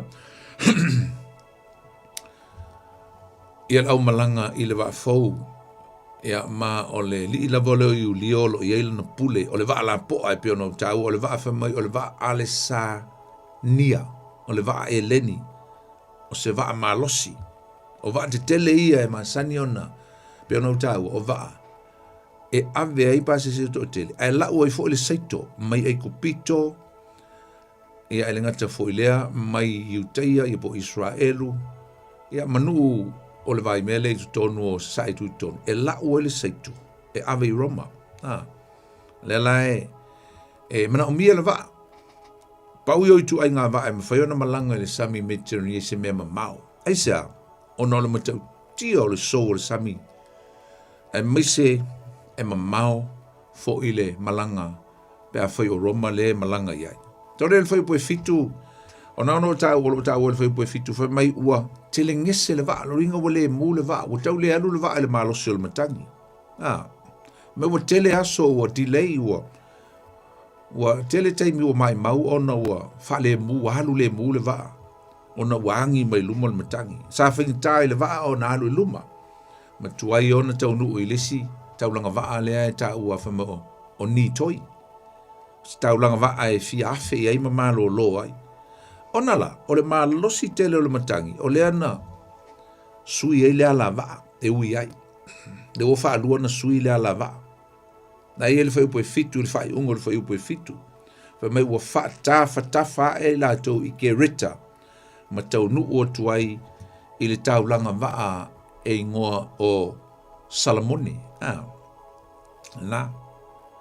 Au le whai upo e balu, o le ini upu whapea, se manu a le tu una le tua. I te whiu e whika pe po lale wingo ia upu. Mai se manu a le tu una lea i tua. E whingo fia le whapetania mai passing it with difficulties. O ringa ua mātou pasi le mu atu. Ma mea whaingata, ia po lea o ngā sami whaingata o te atu. E ui sa sou le vasa. Ai sa tau nuu saunga le mu i le mea e ngoa o awa mātango fie, non whapritania o Fair Heavens. O se taulanga o waa e latane i le, ia peitu tonu lava le aileta o la sea lena o ta ua mail upu e valu. O se nuu e tu i le tu i sa sae o kereta. O la sea o se nuu mātango fie, e le titi. E le leile nofo ai na o sina teimi pupu. E le fia tangata e no nofo ai e za. O le malulu. E le ngato le malulu a le taumata. Taumata ia le soifuanga i langa o le motu. O le motu e tu le sami. O le alae e tele na le fia no fo ai tangata pa wala me alo ia e malolo ai e po mo tourism e o tafafao ai la malulu e vave ona toyo ese. Mai le nuulea e ta o la sea. Ia po o le taulanga e ta o aba mātango fi. Fair Heavens. Andole le feo po iwa nga el sumaltasi. Sai lo le le. Whamatala mai e ina al mele no whaitau in. Sai lo le le paulo. Ua wha tupuina wha fita auli i le whainga malanga. Ma a whai wha au au pēl whainga malanga. O le a tele nisi wha fita auli o le a lātou whitaia. O ilo le leia e la apostolo Paulo wa tele aso o wha atuai. Ai le a whaina. E sili ai le wha atuai ai saonga le mu. Na ilo le wha na tinati. Ai whioti ai le sami. Na wha mai ua mawai ia aso tau saminga. Aso le tōngiola. Tau saminga o le tōngiola. Mo le sauninga whamanatu fwere ka o le redemption. A tangata Israel o sauninga lona ono lea Israel. Fo i whamanatu i tau sanga. Malama. O lea lau wha mai paulo, ua mawai atu tau saminga, o lona winga, ua o i taimi e matua whainga tā i ale o ngā sami. vai taimi e tau le whai pui, vai taimi o ana pongi tau sa mingo le aso le tongi ola. Ia vai taimi ia ile, tato ka lena i msalo pol vai taimi o September, leo ngā tu tonu o September ngā e ia o ki topa. A o taimi whainga tāo o ngā sami ia po o le vai lea, po o le sami tele leo Mediterranea. O le vālea o ngā tu tonu o le masino o September, ma le masino o November. Ia tu i masina fa Israelu, ia o masina fa ui ufu a tausanga, o Tishri, ia ma Kislev, le vā o November, ia ma September o ki topa November, aia. E wa o ki topa fo ina ia i le vā, e winga le vai taimi lea. O taimi whainga tāi o ngā sami ia. O lea la wairo e Paulo, wa te ala tau mai le o ngā tutonu o September. Ia po le masina le o Tishri ia. Wa o i taimi e matua matangia ia pe, taimi o whā, taimi e saua i le matangi mai le tuitonga. Ma o le a whaingtāi i al tūlanga o le whainga malanga. O le mela ua whai, o le mela ua peona whamteleina. Ua whai lea popo i ngā Paulo. Ua popo i Paulo i le taitai malanga, i ai ulio, mal kapteni. I le me te tau na whai, ne nau whai tau ina. Na ptai Paulo e winga le matau tio me i o le atu tupu pe a whai e wha wau pe le malanga isa. A wa usolu sami. Malo loi pe i tu tonu o le nuu lea. E ui e malulu, a lai fiola. La ptai Paulo i ne e malo loi le ai lea se i eise taimi. Wha wau leo le malanga. Wa sa mate i e Paulo le me tupu. Pe a whai e wha wau le malanga. Luingon man tu Paulo, tu sa pe masina, tu sa pe lo, se i ma vai atu le masina lea. Kislev, ia po o November. Halu lo le tātou malanga. A le ale tali al kapteni mai ulio. Ale no foi teuina, sa le i whaalongo. E le i ustai la uli ia i le fautuanga la apostolo Paulo. E le i whaalongo e la ua. Nei loa e Paulo e a whaina o la toola. Ai o le ama i mau fo i maleuta le waa. Ai mana tua. E whai le fautuanga Paulo. Ai le ai maseanga waa po se poto Paulo i le ngātai whale. Wai le uia stautai. E le i whaia le se fautuanga Paulo e fua i sona i loa o le sami. Ia mani tau e fola wai. Awai le o ies kapteni. Ai sa fua le fautuanga Paulo i le langona ina o se musumusunga mai le nganga o le tua. Wa o tau a whapea. Sa i loa e Paulo se whaalinga mai le tua e winga i le meo le atupu pe a whai. E a o pea le whainga amlanga. Ia peo ese mai i awa mātango fie ai wha waulu malanga. Lesa u whaita wina. Amino lele i o te tato whaita u ngai le mta upu e luas fulma le lua. Ai tau mai ai sa saule a ngilua le tua mai a te ona po. Ono winga a tato wawai ai le mea toa. E la ngona e Paulo le musumusunga le ngango le tua. Toe whaali mai le tua ia Paulo le me te una whai. Au la uli ia. E ui nā tama mai ma popoto i le sami. A meser kapteni. Ai le aiso la tu i loa i se mafutanga whaale nganga ma le tua. Amen. Ai le whai upu e lua. Ai whai upu e suma le lua. O le mea lau utupu. O to tele o e mali lie e wha wau le malanga. Ai toi titi e whatasi ma Paulo e mana nao e whatali. Na no foi pe i awa mātango fie. Na il fai po suma le lua a.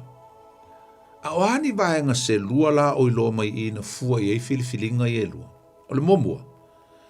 O le filifilinga e fua i le poto ma le anga waa.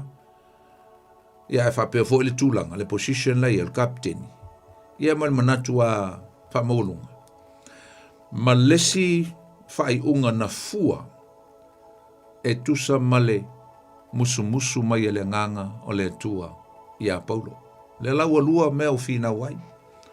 A whai to tele tangata e mana na o yo. Lalali unga nei ei. Na oa. O le nau o e na mana na o e malanga loa. Ia tau mawhai e o ese mai awa mātango fie. Ona o le whawhita auli. O le ala whawhita auli. Tau ngata, inga te whoilea, o le malulu. Ai a foi ni le fia o ia. Ia o le ai matangofie. Le fia o foi ni fa mai ma nei ina. Te le mea tau mawhai mawai. Tau ngofie e mai se ele malulu e masan whana. O foi ni e tai pe o se tasi leo ai e kereta. E fia no foi tangata i teimi o wha ona o le saunga le mu. E ale mela le mana o le vaenga lea. E mana na o e sola mai lisi whawhitau. Au le la o atu le sami lisi whawhitau. E le ase se sengo le sola mai le urosa. E la kufkai ai man lionga. Na. O le la o e se mai o no whawhitau. O ngai le fia whea ngai mwhawhitau. Ai ngalo e la tu e sili atu le te leo le whawhitau li le whaatali mai lo. Mai sa. O le whai malanga e au noa ma se maftanga ma le atua. Whai malanga e au noa ma se fisili i le atua. Ma le lela ngono le musu musu o le ngango le atua. Sa rol whai po suma le tolu na iei e wha do ma iei au le i wha wawina le malanga. Le la wo o la tu loto. Al ma nei ia. E whai lo ma iei e tau wha se e a le ti Apollo. E teimi e mānei ia le angiangi malu mai me wangiangi malu mai le matangi mai tonga. Se mali ia le mu le va. Pa pea le vanga le o mangi al mako kongu leng fai. Se a paulo. Mangi al matu tonu leng fai. O mānei ala le i lo lato manatu fa pea. O le ala ufa mautu wa i lo mato manatu. Ia le ta tau no matua mai. Aisa, o mane ia le tau le tai ao leo, se e mali. Fōlinga mai ua solo le lei mea umai le amatanga.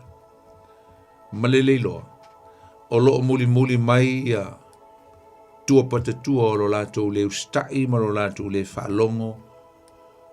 A mai so lo lato le whalongo le tangata o lana musu i ele ngango le tua. Na fautua atu i ai paulo aua leo. I alu lolo malanganga i kereta.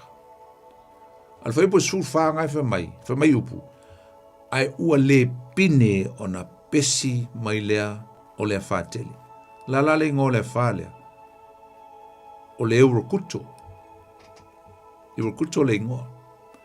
O le matangi lea. O le matangi e amata lea ngiangi malia mai le tui mātū. Taue o le tonga. E angiangi malie mai lava i le tu i matu. I mean mai lunga, i le north, mai le north, sorry, i north. O se matangi e malosi mai e ui ina te le vaa sa la tō malangai. Aina matua i o iesi tūlanga matautia i le whelafua ina ona o le malosi tele o le matangi. Lewa o matu le se ele mu a o le ala ua la tō telitonu la i le sa o le fautuanga paulo. O le matangi leo le ua kuto. Fai mainisi o le matangi whaate bolo. Ia, utele mauti noa au pesa. Ai, na paulo me ute iloa i le matangi le ila ususu e iai. E lua upola iai tonu o le upulea o le euro kuto. O le euro, ia po le upu e leni o le Euros, o lo winga o le east wind po le matangi mai sasae. Sau mai sasae. E makaulia la le Euros. O le euro ngai sa wai, o le atu Europa, o le Europe, Europe, lo winga o le matangi e sau mai le tu lea. Sau mai le tu, maka vore Mediterranea e so o ato ai Europa ile anfo ile. Le nau ipu le ngā Roma ione te. O le euro la, sau ele matangi le vaenga momua.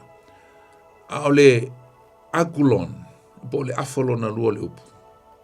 Euro kuto. O le matangi e sau mai lunga, o le matangi e sau mai tonga, o le matangi e sau mai le north. Sau mai le north. Ai ao mai la matangi nge. E la le taimi o mai e, fito ai lo matangi nge. Ona mafua e lo lea, ona matua sou le sami. E ila ni manatu o nisi skola manisi tangata e malama i le winga o le o mea tau ngata i whale a maise le upu le e whapea. A o ina saule ti Apollo. awa e sau mai le tu le Europa. Le matolo fa Europa o ile fa autu ye fa nga malo na man fa ai nei taimi te roa po yesef so ta inga man mele ta ta no. Ai pe a sau le malo si o le matangi mai i le tu le sau e fa lave i por kala mele tu. Ona sau lo le o le matangi le tu o mai lunga mai le nof. E tau la le matangi le o le northern eastern wind o le fo matangi fa papea matu i sa sai le matangi le aisa e mitil o ngā tutono le sami ia o ngā whetau i lo lea ngā vai lola ia lea po pe malosi le tia Apollo pe malosi le tua amen a le na whai loi e ui na sau le tia Apollo e pia foli ngai whaalawe lave ile malanga Paulo ina ia fasio tia le au na le tua ai le mawhai lava ona le whaataunu ina le promise le tua ia Paulo e te tū lava i luma o le kaisa e te o i Roma po le alava la le mawhainga tā o le malanga lea ma le oti lea ua fe eita ngata ile ngā usau lea ukuto eisa usau le matangi mai sa sai sau mai le matangi mai lunga fōringa mai le ua feto ai i le malosi o le ti Apollo e vai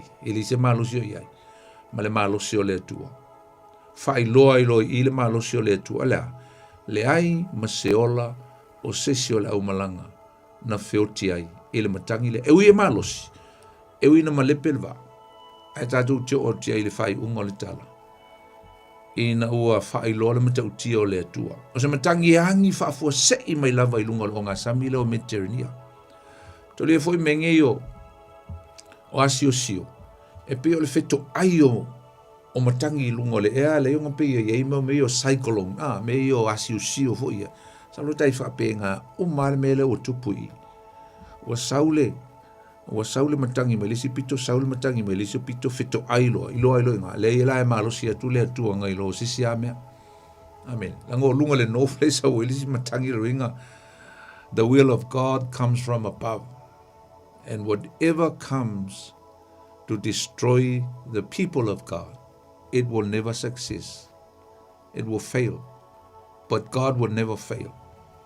Ele faya ina le tua. O le foi upu fai lo mai e tātou tūlanga o le sui fafo se i o mea mā fauwina e o mai i le tūlanga ese malamatau tia. Mea sa tātou le manatu e o mai rasoi fuanga. E fafo se i lau. A la lava i le tua tau sima leo leo. Sfai ngā mlanga sa file mua la matanga. Ai whafua sei lava noso mai le whama losi. Ma ole meo e ai, wa lau e, wa fefefe, wa mata tau le au malanga. Ai mai sala au whafia poto ina whai le tonu. Malango lango e isi, to tele o isi. Vaenga le ana, na mana na oio. Nalan me lau tupu inga wa saule wakuto. O fe ei le fia fiola a pena uma lava so fuanga le tatu te ia usum tu fa fine solo le ia me uma ni te mi solo le me uma fa fo se ia no o mai fin ta me te e fa te ia ai tatu ele file musa iai na se me fa mana tu mai tatu le tala ia tatu fa lango usum tu fa fine tatu fa lango le tu te mi uma trust the Lord all the time. Tātou mana tua o le tangata, malona mautinoa, malona poto, lona atamai e whai vale. E vale. E taimi e le manui ai, ma whaalenga i rai mea uma ai o le wha tua, ma le wha moe atu le tua. E saunga le mua ai mea uma. E po suma 5, na wha mai ua avea le wha. And when the ship was caught by what?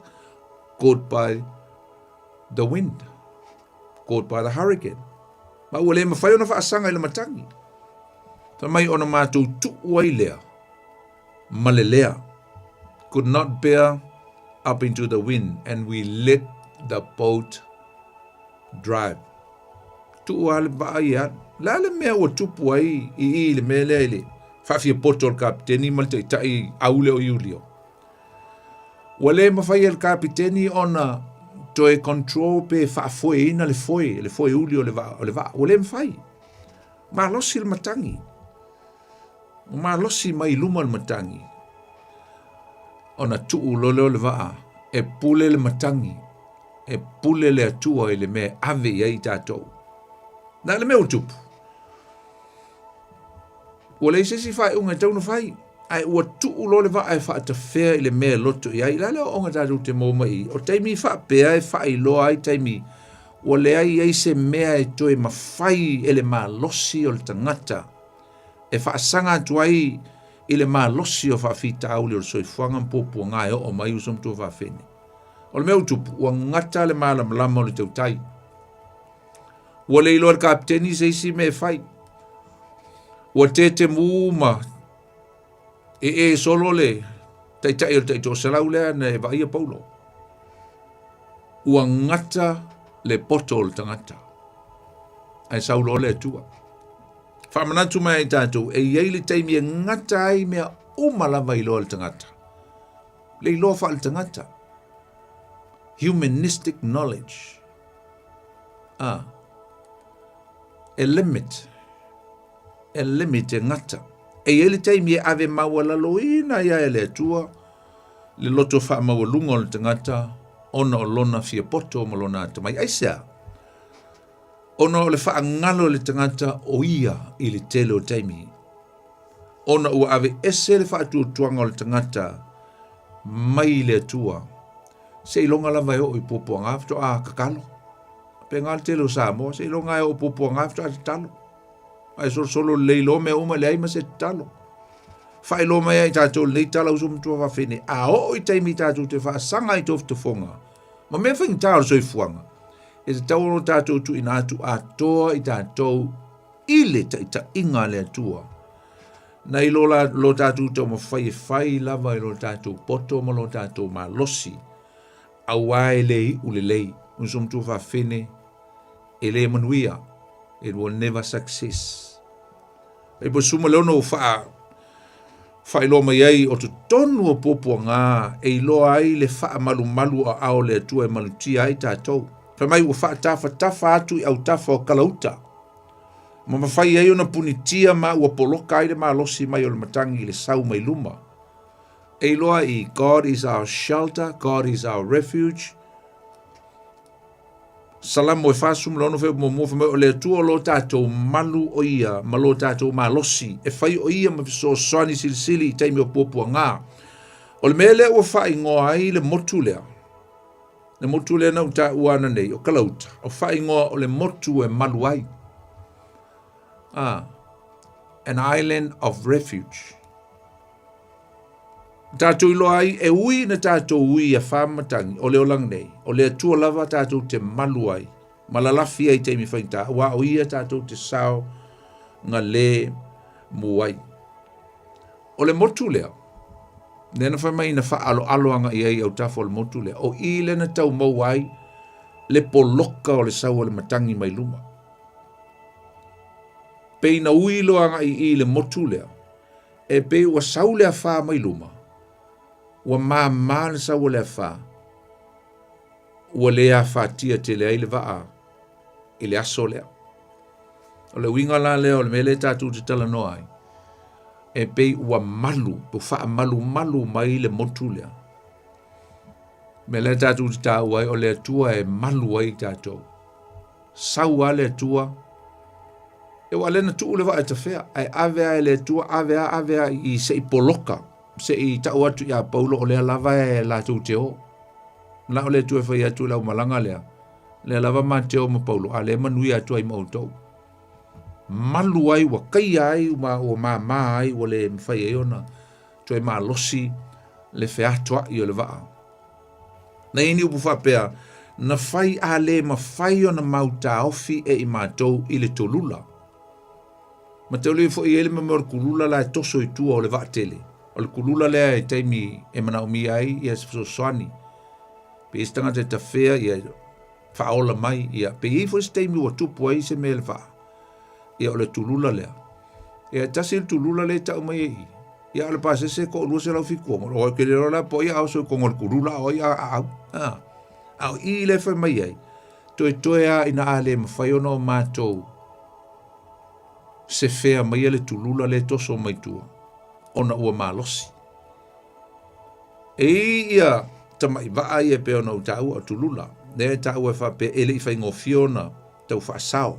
A le whai upo sumal fitu. Ua tau e whapea. Ua sisi ai i lunga le tulula. Ringa lo o maua le aikia. Le lo whaipo paulun fautua i ai. Ele iloa ele te whea tulula. Paule mea sisi. Ma tau tonga fiti. Ngai whai tau le whaipo sumal fitu. Ma mai ua sisi. Whamai o lea wala tau. Whamai ua siia i lunga i la tau. O na whailea i la tau ni tonga fiti. O lale mea o si i lunga. O le tulula ngai tau ma le whaipo sumal leono. Ai le ngata i lea.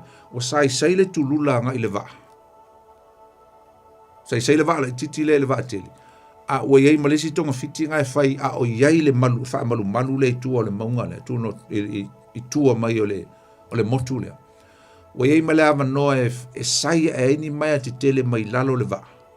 Anga elisi pito. E taa ofi e le vaa. O le manatu ina i awane i salalau le vaa. O le mele umwhaina whai i le teimi o le tua. Le teimi o le iei se. Se whelafua i o le vaa. Mo sai e lalo le vaa mai lunga. Ua malu ai le vaa. Na e whai po sumal fitu wha mai. O sisi ai lunga i lato. O na whai lea i lato ni tonga fiti. Ma sai ifo le vaa.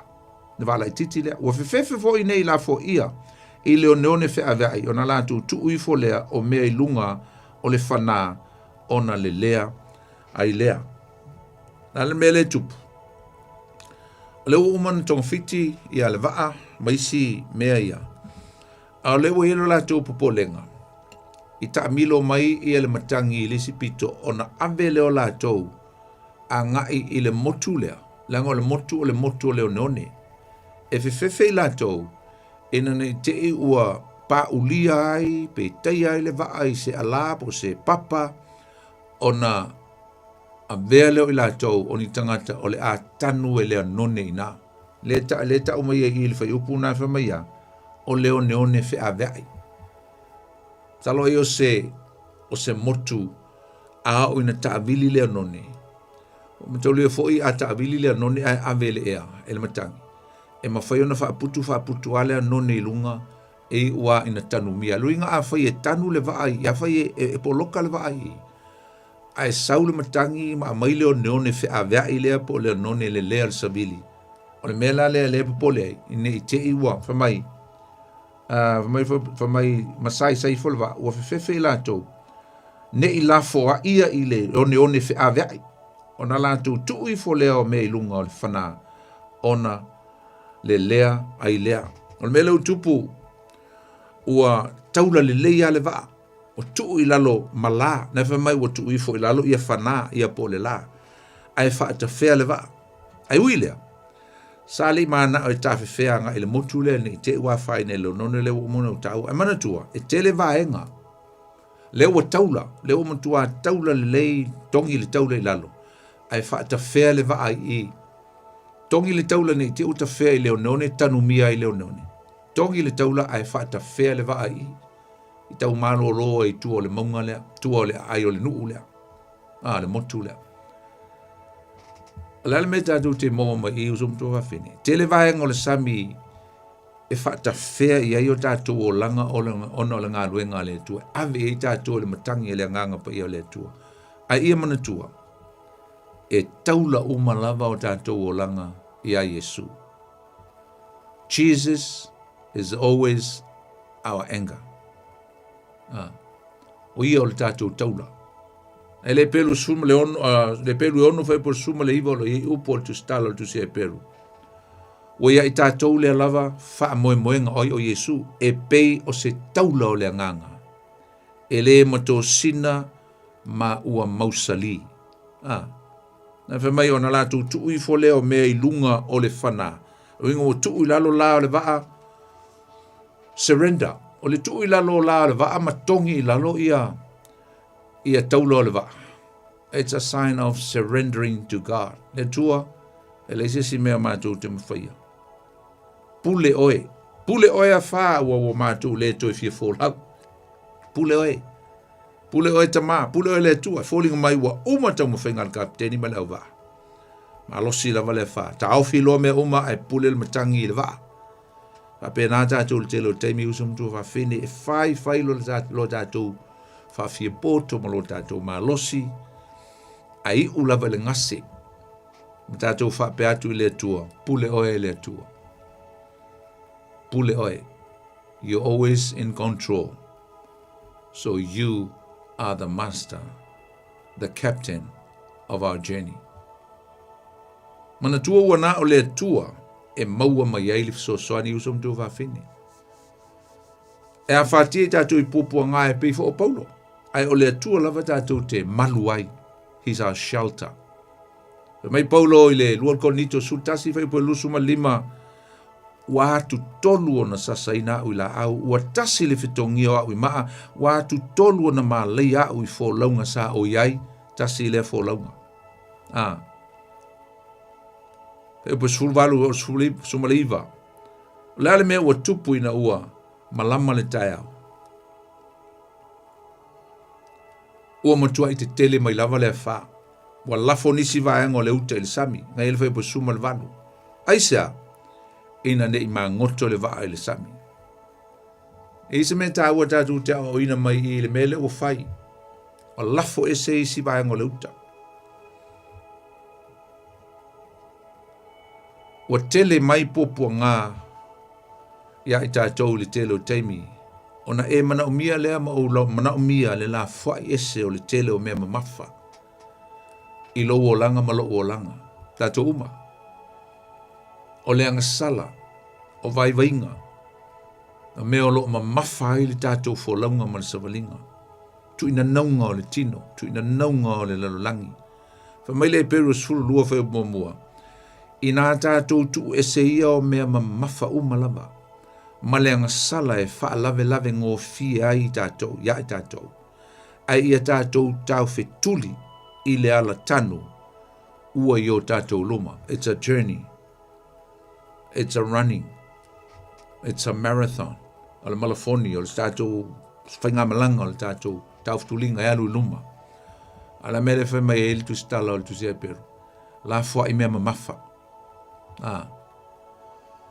La fwa i mea mamafa. Unload the heaviness, the burdens and ladens. Ave ese mai mamafa. Whana me lave le tātou wholaunga. Mai le ua tele aso o leiloa. A ua leiloa tu fo i male la, whai ua lusful. Leiloa le la, leiloa ma fitu. Ma ua te tele mai le wha o iei pēle malanga i lunga le vasa. Alale me utupu. Ta ume e i ua leise wha moe o seisi o le au malanga. Ua manatu le uri ia, mai sel tō tere o le au malanga. E lei masesi o la tu e wha sauina le sami le mele wa iai. Ai a Paulo le au na le tua. Na Paulo lava o lo maulo na loto, lo na whatu o tua. O le manatu o Paulo, I have a hope. E lo wha moe o lo wha tali mai le rumanai. E umanuia nei pua ngā uma. O le meu tupu, o le toe vai le la, o lo noinga, o le aise toe malama mai le langi. O le whailonga leo le ai o se wha moe ola o tutoe. O le ise fiso soani. Na le meu tupu, whaatari leoti. Sau leoti. Ai e tātou lo le lei usum tu whawhine. Mamatina le lei fiafi. O le tua. E tele lava ina fitoanga lue mai lava o ia pe a le aise mea ua mawhai o no tātou tue whaia. Uma le tātou malosi, uma le poto, uma le wha mawalunga. Ai ua tilo i langi, le langi matangi a we, malingi roi mata. Ona sau lolo le tue soani mai. Ai sa ua leise mea tātou te mawhaia. Whaalongo la i le mea na whaia paulu, whaalongo le tama le tua ma le mele ua. O le aia whaia mai i le vaenga le whai upelusu ma le tasi anga e ilunga. O le ale me utupu, na e whai tau e whapea. Ua le ai ma se isi e toi fia ai. Ai whai atu Paulo soli, se a ai. Le isi e toi fia moe. Soli mo moe. Ua na o le whaatali i le oti i le sami loloto o le melo ai. Ai tūlo i lunga le atali o le tuam whai atu Paulo i le au malanga soli. Se si a ai. Ka umwhainga a ai. Le kokere angapongi a o ko uka ele matu ale o ko ma ipoponga le fuka ko angapongi ma tatalo ma Whaalongo mai, e te tau ono tau siu stai mai a tau. Aisea, whai po lusu maltasi, ngai wha mai a. Ua lewa foi le manatu I mea ai. Wingo le imsi se koe mga kuse mea ai. O na tua tu leo pole a te la tō wha atu. Ali e, ua te tau pe ana o tau siu stai mai a tau. Ma le tu waa mai I ke reta. O na le mativa I leo o tau I se leanga. Ma nei mea ua mau. O le nei foi o tava po I ati atu tau. Ia o tau wha maalosi. A wae le ai so o tau wola I mau. Na o le waa. A wā sa tū mai a tau ana pōle a ngelu le tua. E o na. O te au na iai. Ua whapea mai Paulo. Aua e te fefe. E te tau ona e tū I luma o Kaisara. Au te foi ua fōa I atu e le tua ia te oe. O I lato uma ua fō lauma. Oe means e leima si oti.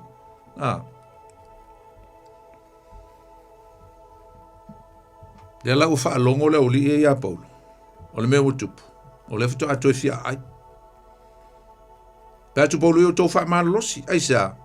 A wai le ai masi ola o sisi o tau e mau. Aia. Na o le waa lava e malepe. Ai ola o matatou. Aisa.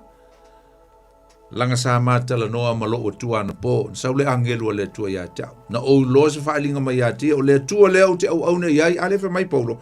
O le tua e o na au. O ia au te au ne iai. Na mai te tauna e tū luma o Kaisala. Luinga e te leoti. A e avea lo leoti. Ma mea e le whioti umai ale au vasi. Le au li ia. Whailoa atu le Paulo. E ao no la fuai I tātou I se motu.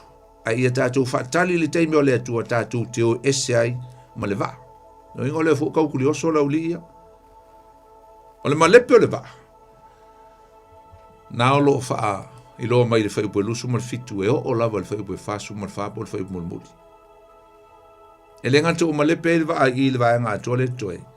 A ua whai loa I fo I le wha tau uina o folanga le tua. Wha mai Paulo, wha male tau mai. Ua lua vai aso. O whela fua ina le vaa I le atu vasa. A wha mai Paulo, mal manatu le ulia. A tonu walata I tātou se atu motu.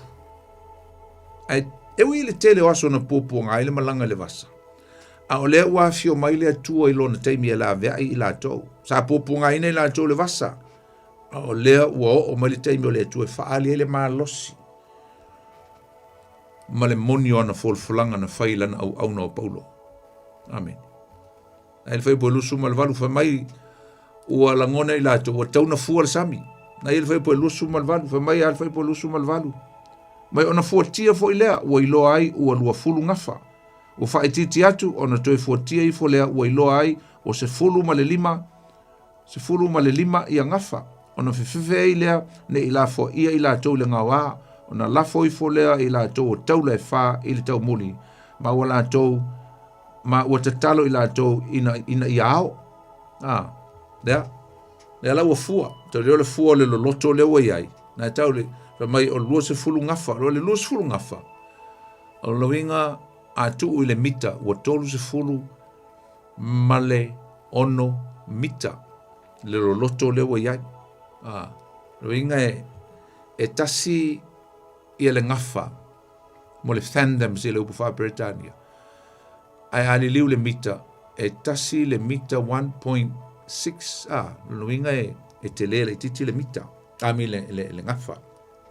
Ami e tasi le ngafa, a e tasi tesi maleono, so I te tasi tesi malfitu I a mita. Wa vailai le loto le mele o iai. A le wala tu langona, pia o kaulaka laka I se avo I se mea matu, po se island, au fefela, ni te ua teia I se papa. Ia, o le mea tono anga ngai fina ngalo I le tua, se I tau le papa. Ia, tua I lo malwa. Ai amata lon tau fituri, o ia mina amata lon fe ausi. Fina ngalo ngao le tua, me le whaila nan tupu. Mai to soate isi, wa mau sfulu lima ngafa, inga ufua la alu anga I utale, ia le vaa. Ia lo inga lau me ia tuanga I lalo, ia po le sfulu iwa, e po le lua sfulu foi, po lua sfulu mon tupu ia mita, lo inga lau amata o na papau le mea uo, ia le vaa. Mai fai po lusu mali vo fefe, la tau. Te malanga ina I la fo, ina ia te o la fo ia le vaa, ini papa. La fo leo tau le fai lalo. Ta talo I la tau, pe fo linga mai ua. Tau mau se faa moe moe leo vaa. Ai ui o Pele matangi le pong sa. Ai ua yese na una uta inga ia vave ia nao pe ono feitawina ne. Se yo o mai le ao. Malama mai. Ai se o la tu lo tonu le meo le a fai. Pe o tauna fe ausi pele ai. Pe tolus folu. O lea ua nau e o mai le ao. A o lea foi ua tau mawhai o ese ma le waa. Ai o atu le motu lea ua taula ngona o lata le tamai. O lea ta ua mai e nai fai upu na fai mo o tongi le taule lalo. Ai ua tongi foi ma le tulu le lalo. O la le mele latu. E pi fo ringa mai. O lea le aso sola i malanga ma le kapteni. Ai malai la uli i ai su el meo la le inkia i a. E fo ringa mai le mea ngai fai mai ua tuu ma le tulu le lalo. Ai fai tu paulo aua. Tātou no foi pe. E o solo se si la lwa oti. E fo ringa mai o kauso sola la uli i ai ke e paulo ma isi vai.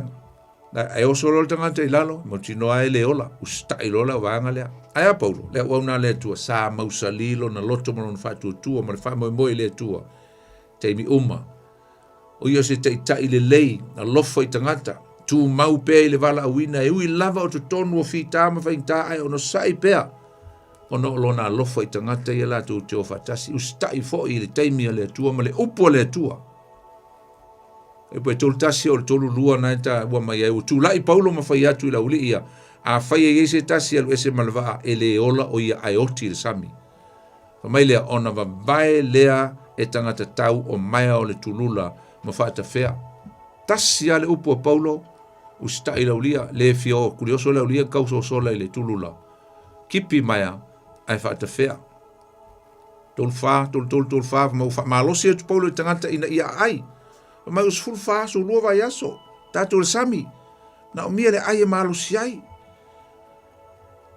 a wa fa mai a paulo a wa le ai maselulu o se si o tato e mau pe pa u it means that no one will die ta ko ke survive uma ona le tua le mate malanga va tasi mai tolu lima o tolu ono na fa mtala mo fa tu paulo ia, la falta tu fa manatunga isa ngai fa mtala mai na tanga tu lo paulo le falawa ile areto tofi ma vatu le mata utio le mele na fa paulo I fa alia I se tai matua I le lei lona mafo fau o alon tofi le areto le malatu ai fatasi wa ave ese ai se nganga fa vai ma se nganga fo le mauti noa sa iai.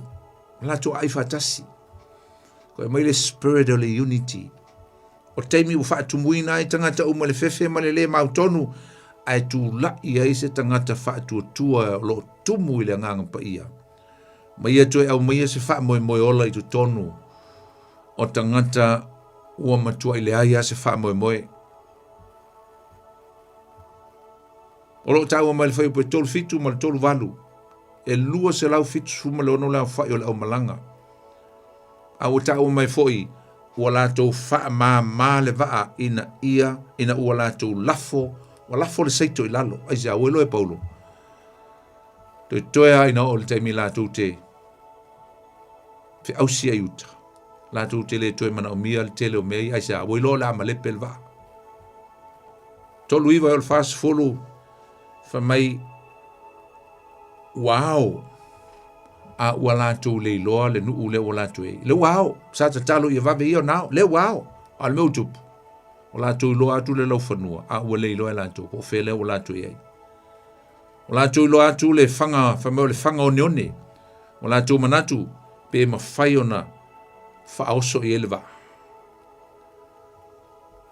fa sulu fa sumol tolu fa mai o le meu tup o le ole a matano fe ausi a wafa mai ua poloka le vaa, ua kaia le vaa. Ana ta umai na le fai upo e fasuma le lua. Fa mai, so fai tau atua. Ali ele mele tau fai ele au fita ia I nai tangata pango ta. Fa mai ua pule tangata tau ia fasiotia ua fusfusia. Nei au atu se tasi masola. Te ole mea lau lia luinga lupunga fa mai ua pule I latou. Luinga fa mai ua lātou tau fasiotia Langa la to pule fa sioti ai pa utai nge fa mai nge ke o kulioso la lum so sola. Aina ta ofie Paulo. Pe ona folfola ele tua ia Paulo le falinga ele ai ma se tasi e mau se ola. E fa pe na ona taunu lava. Wa fe ausi loa le lawa o te mi o fe ausi. E pe fa su mal fa.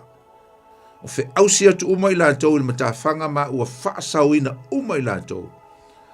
Ai ua nao vaenga o le vaa ua malepe matafe fe solo i le sami. Ma tau tia. O fa maonia mai ai i fai upu muli muli le fai muli muli e fa su mal fa. Le fa maoni o le atua ia Paulo malana forfolanga. E ui ua malepe le vaa. Ai ua fa sauina uma tangata sa iai tutonu o le vaa. Ai sa ona sa malanga fa tasi la tau ma le atua. E le ngata sa malanga fa tasi la tau ma le atua. Ai na iai le tangata o le atua. The representative of God was in the boat. Sa iai. O ai o Paulo. O ia lea sa whailoa i le matautia o le atua. A le lawa whailoa i le atua i le moni ana folfolanga na whaiatu i lana au auna. Aisa, o le ufe ausi. E le ai masesi. Le ai masesi a. Sa ufai tauinga al whai upu mulmuli. Fasul tolu angan fasul fa. A ua loto le teitai o le toa salau e whaola ia Paulo. Ua vavau atu ai e ia le lato pule. Le ulia ngofum kau fasioki ia ngai paunkai la vea i Paulo. Ma ua whai atu i e ua i lofe ausi e mua i feosofi ifo. Ma o atu iuta. A o e tutoe. O isi i lunga o lau papa. Ma nisi i lunga o mea sai le vaa.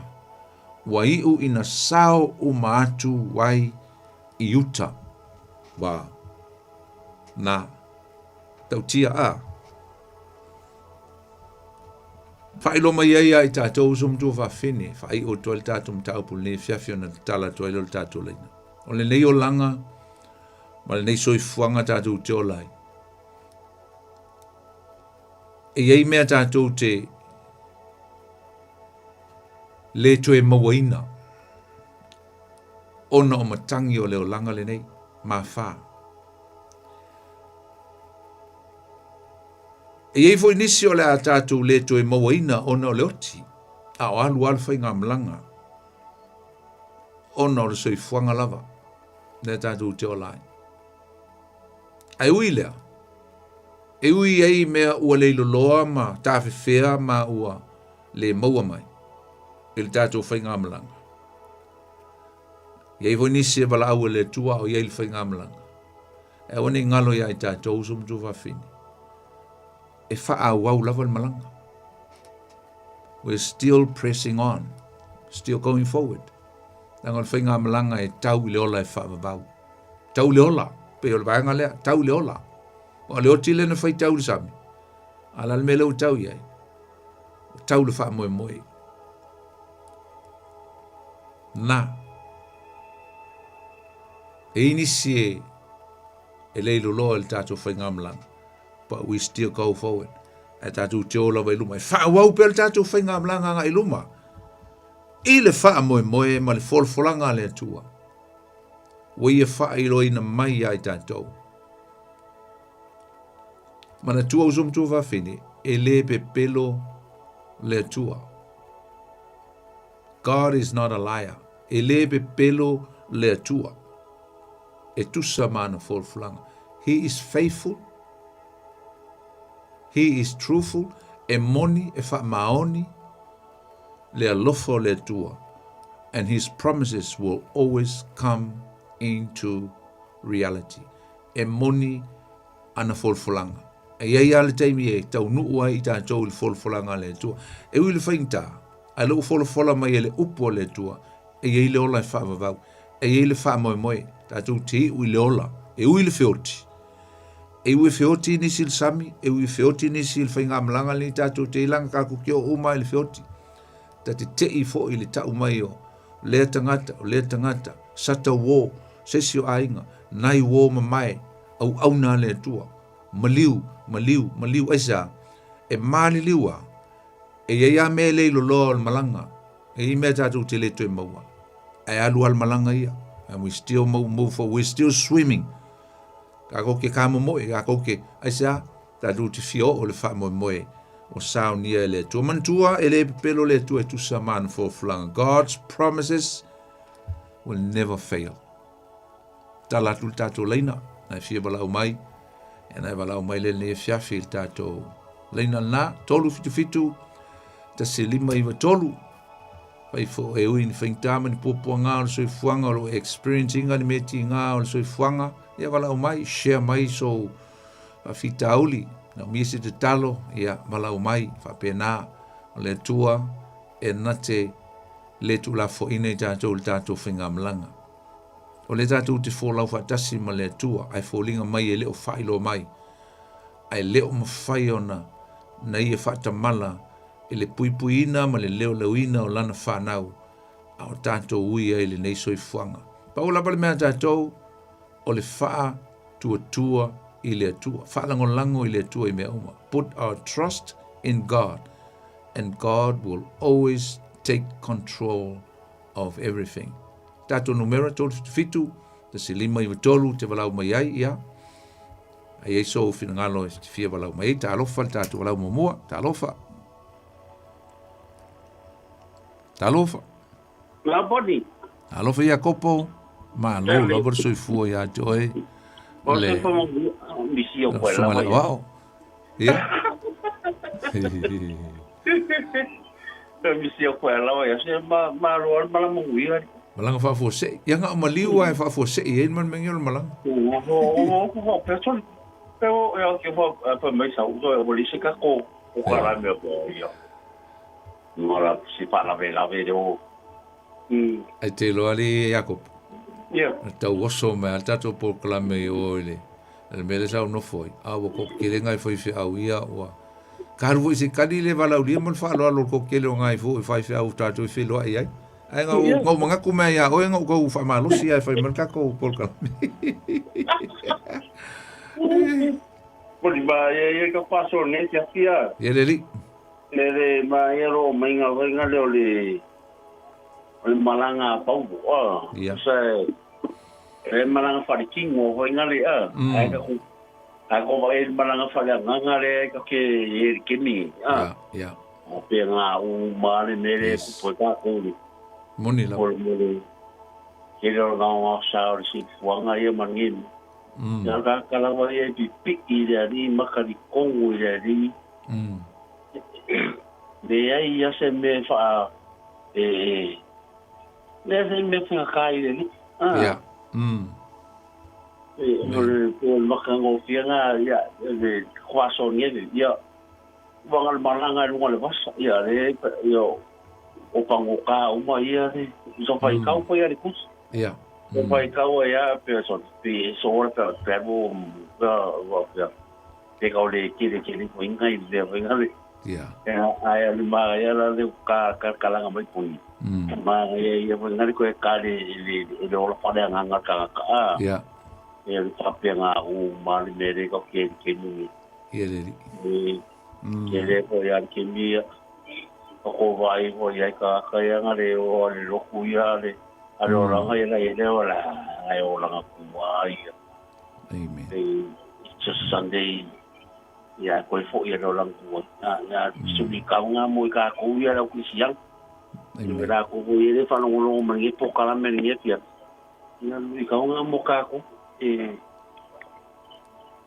ça va dire mo ya fa lo veo mo muriya Yesu ya uma ka ko ya fa mo fi apu ngai te oni isi kemi oni soli isi kemi sole fa lo sole pompe ya ri ku fo inga ko ikai re ri ale ku mau al kemi la ngai o be kamanga e wa ki de ngo ka ro ye ri pa ki de ya brace ye ri nana e va lo ko ki o ko e bo ku sawar kamo ngai ele ri ya Mapangasinga fa so poni. Mana ia. Pungi makapaso ni tia pio ya nesiri muka uma hui mai pahua. Nga malanga alo fakire ap. Paafteitele lava. Malo lava le. Malo le langolango mai. Malo foi fa malo si me lifia filtato por clame. Fa mlu ya tu le tu. Tu fe lo foi le vai so fa o maltato. Ia fa o maltato tu se ngalo ngalo aso le mta mulmuri. Ta pulu fa. Ah. Ia. Ai lo fotele tu. Ia. Ia fa se fo. Fa talo foi stato lá talo fa. Talo fa tu la songa poni. Alo fa Antonina. Malo lava ya Georgina. Malo, ama yoi. Ole manuia faftai. Ia leli. Ia. Mana ia foi mata upune tula na sia pe mo ia foi. Sta mana na uma tu fa malo si foi. Ele vai tau mo tato. Vili atua langulango por kalame. Malo lava fa malo si ia. Aftai fo tau no mai lo fa nga malanga manuia. Ia na vale atua wa e tato ia e monia e ali foi masa o nei o foi nga malanga i nei o langa ia e o fa tasiai le manuia ma popoanga monila ia le atua nei foi a fia fa tau nga tato mata upo malo sia o etina le malo sia fa tai a pena la foi nan tau le tio le dia tuma i tau mi o le su le telefone ia le to le malta to le tio a to le sili le to le malta to ala leo ia fa stai tele la mo le ta u le tu la le fia ia fa stai la fo ia Georgina fa tu ia fa fo sa u lo tu mai foi e manuia tele lava le afia mangalu nga po il nei vai ya afte tele ya Georgina felo foi le vai aso e manuia lava il po lava fa se fo pa talo felicita to la le lunga le oi ya to foi mai ya ta to la u to mo watu mo le no to fa mal to foi mai le fiafi ya nu lava le nai minute to e ol tanto ta upu ia nai voi Australia stau foi ai va pe e fa longo me al tatu por clame ia na fa tele lava sunga ia ene ia maltausi ia pelise ia faio a fon mai ne fiaf ia a lol soi fu a lo foi le on sa la manuia le tu ia o lua le ngata foi le ma wola ma emi foi ma Joana tosi masene fa manuia atu le tu ia tu soltato ma tanga fa talo faltato vola talo fa alo oi ia tu mo tu tato vola tu tom foi mai na te lo uso e al mafuta ia fa tai lava fo le lang mai e me se fo ia fa talo faltato vola usa talo fa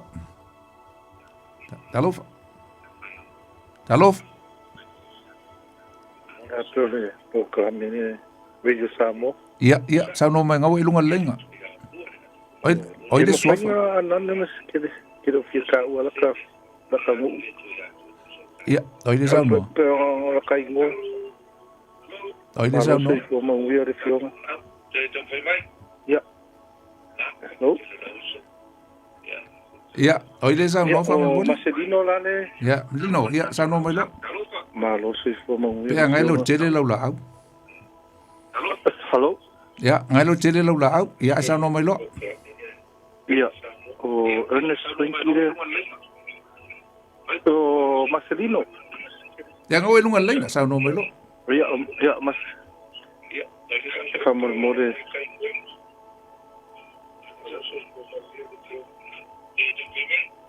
Pia SSC. Le tio ngai te. Para longo ko posalame e fai. Se fai si umiore malanga. E me fai ngata pela o le tio. Famol mole ngala nga e ko mai tu. Sorry. Te pela o le tio famol mole.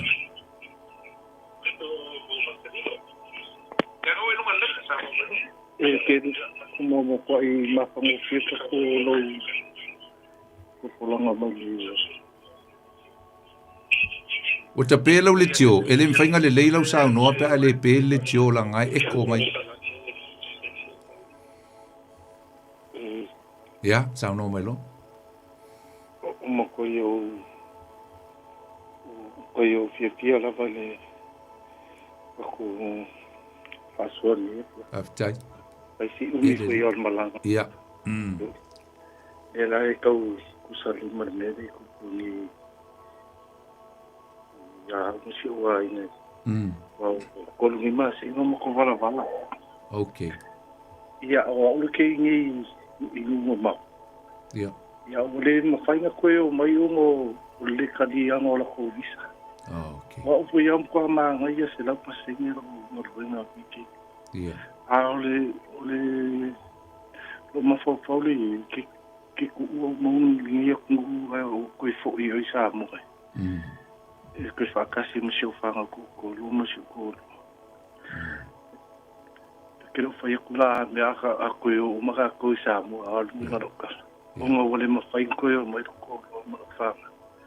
A nga luenga lo ke ia mo ko ai ko kongi te nei. A le o fa pe fa ku se la nga luenga le mana mo mi. Fa ma le pingi. Ai ka ko i la ka inga le sa mo. Onga wale kalia la ko vi se ko i. I mo ko fa le ke mi ko po ko mo. O ni o ki lani te ia ilino. O ni o ki lani te ilino. Saule le kingi manukau. Okay. Ie korpo kumue, korpo lima sino ufumu. O le kemi mo fele o fango lungu kui pukape. Aftai. Ako moe. Ako ki fakua ma inge. Manguiare ia inge. Ku pere ba ale fa kafea. Ia. Ai ka ko goi. Fantasi mo ko pangau. Ai ko ken mo ngia le ko ko mo mangal wenga ko i kongi de lei. A kongo makoyo mai ngi ngusila spe. Ia. E mo foi sinal na mai spe. Wa al fale le ko mo a lo mo lie ma ya fai de ko yo mai. Lumo fai si umi malava po. Ia, tal fai. Nino maka mo fiere. Na oela na tino folo fare lino. Okay. Te o te mi fa pe nei lino. Ia te loe o te langona tunga lo loto malo manganga. Tu sai male me olo e malanga i nei le te mi le fingo fi. Ia na o le tua lava. Mfaiona maua mai se so ani fa ma fa ina oe ma futa ile li talo ya mai ya pa penaona tangi atu ile tu ina ya fasino mai se awala fai e ona to e so tai o to masio ainga o e masio to lu se fa na a fai o le malanga i Samoa ya ne lo por fina ngalo le tu to e tau fai mai ai e ia wala le tua e le loa e tātou e le malamlama i tātou e wi te mi tofo i tātou e le tua lino se lino pe tātou te moni lo tātou o le atu mo lo tātou whamao ni a te ia e umalo lo tātou i loa e umalo lo tātou whamoe moe ngā lue mai lo le tua e ngā lue le tangata e sila fia le tua lona loto mo lona fatu e alofa i a te ia to e ia lona fatu tuanga atoa ia te ia. E moni lona fatu tua i le tua. E mawhai le tua me alino. Anga le atu le tua ia te oe. Uma ta ponil tat por kalame. Ia le amana tua atu oe leuso. E le talo le tato fai ungo le tato por kalame. Ia e fia walaua tila tu foi tata le tal noa. Ia na walaua tu le tanu mela na ia sau. Ia ole olua tasi pa fa isau peni. Olua tasi. Olua lima valu. Ia pete vili me foi ia sau e maua tu le tanu mela. Mole a tem finkoe. Ia olua tasi. Lino. Ia olua tasi. Olua lima. Lima valu. Ia. Tasi fa lima. Olua tasi, olua lima, lima valu. Tasi fa lima. Ia, okay. Fai taulu salamo iwa tasi. Ia male salamo lusu mal tolu. Ia so ni atu e whaitau. Ia mai mafo whaulo loto i le tua. Ma whaisau talo. O le tua. Manuia ngā luenga, manuia fui oe le uso lino a e la... O mo whaile talo ia mamantua atu ai oe le tātou tāsanga le fiafi. E le whawhitau li olo isi o ainga. Nei se me whaintai le tua lino. E lo fatele mo e le uso. Ia, soifua. God bless. Wala watu. Wha. Ia.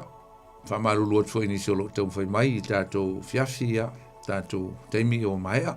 E wha moe moe a le atu e molisisi avanoa. Tātou polkalame lewa yaso. Ia ai o le awhais tātou talo. Mātou vi ia o elo mātou tua.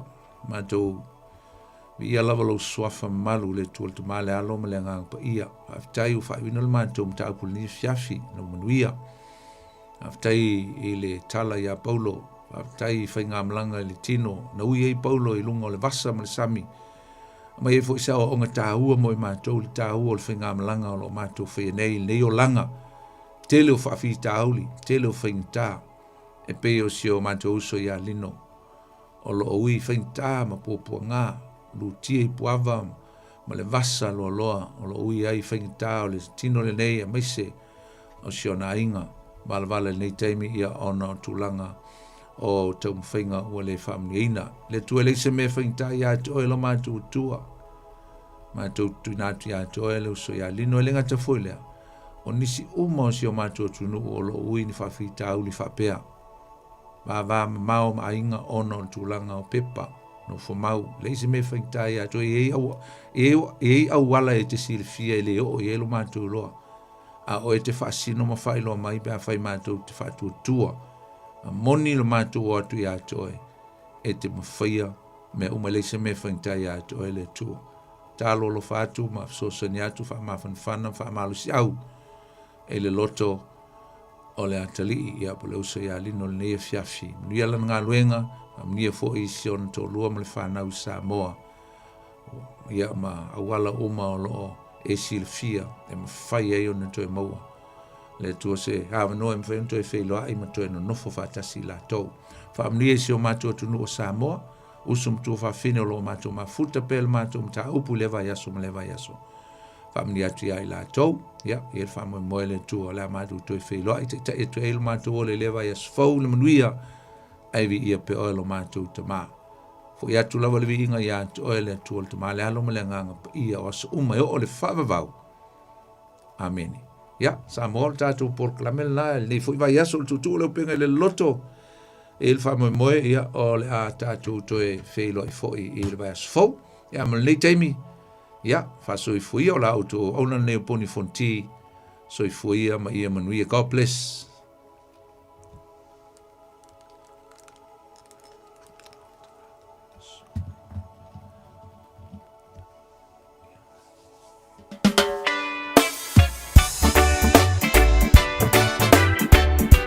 Slava fasu mo fitu, ina pati o to lima o to uma.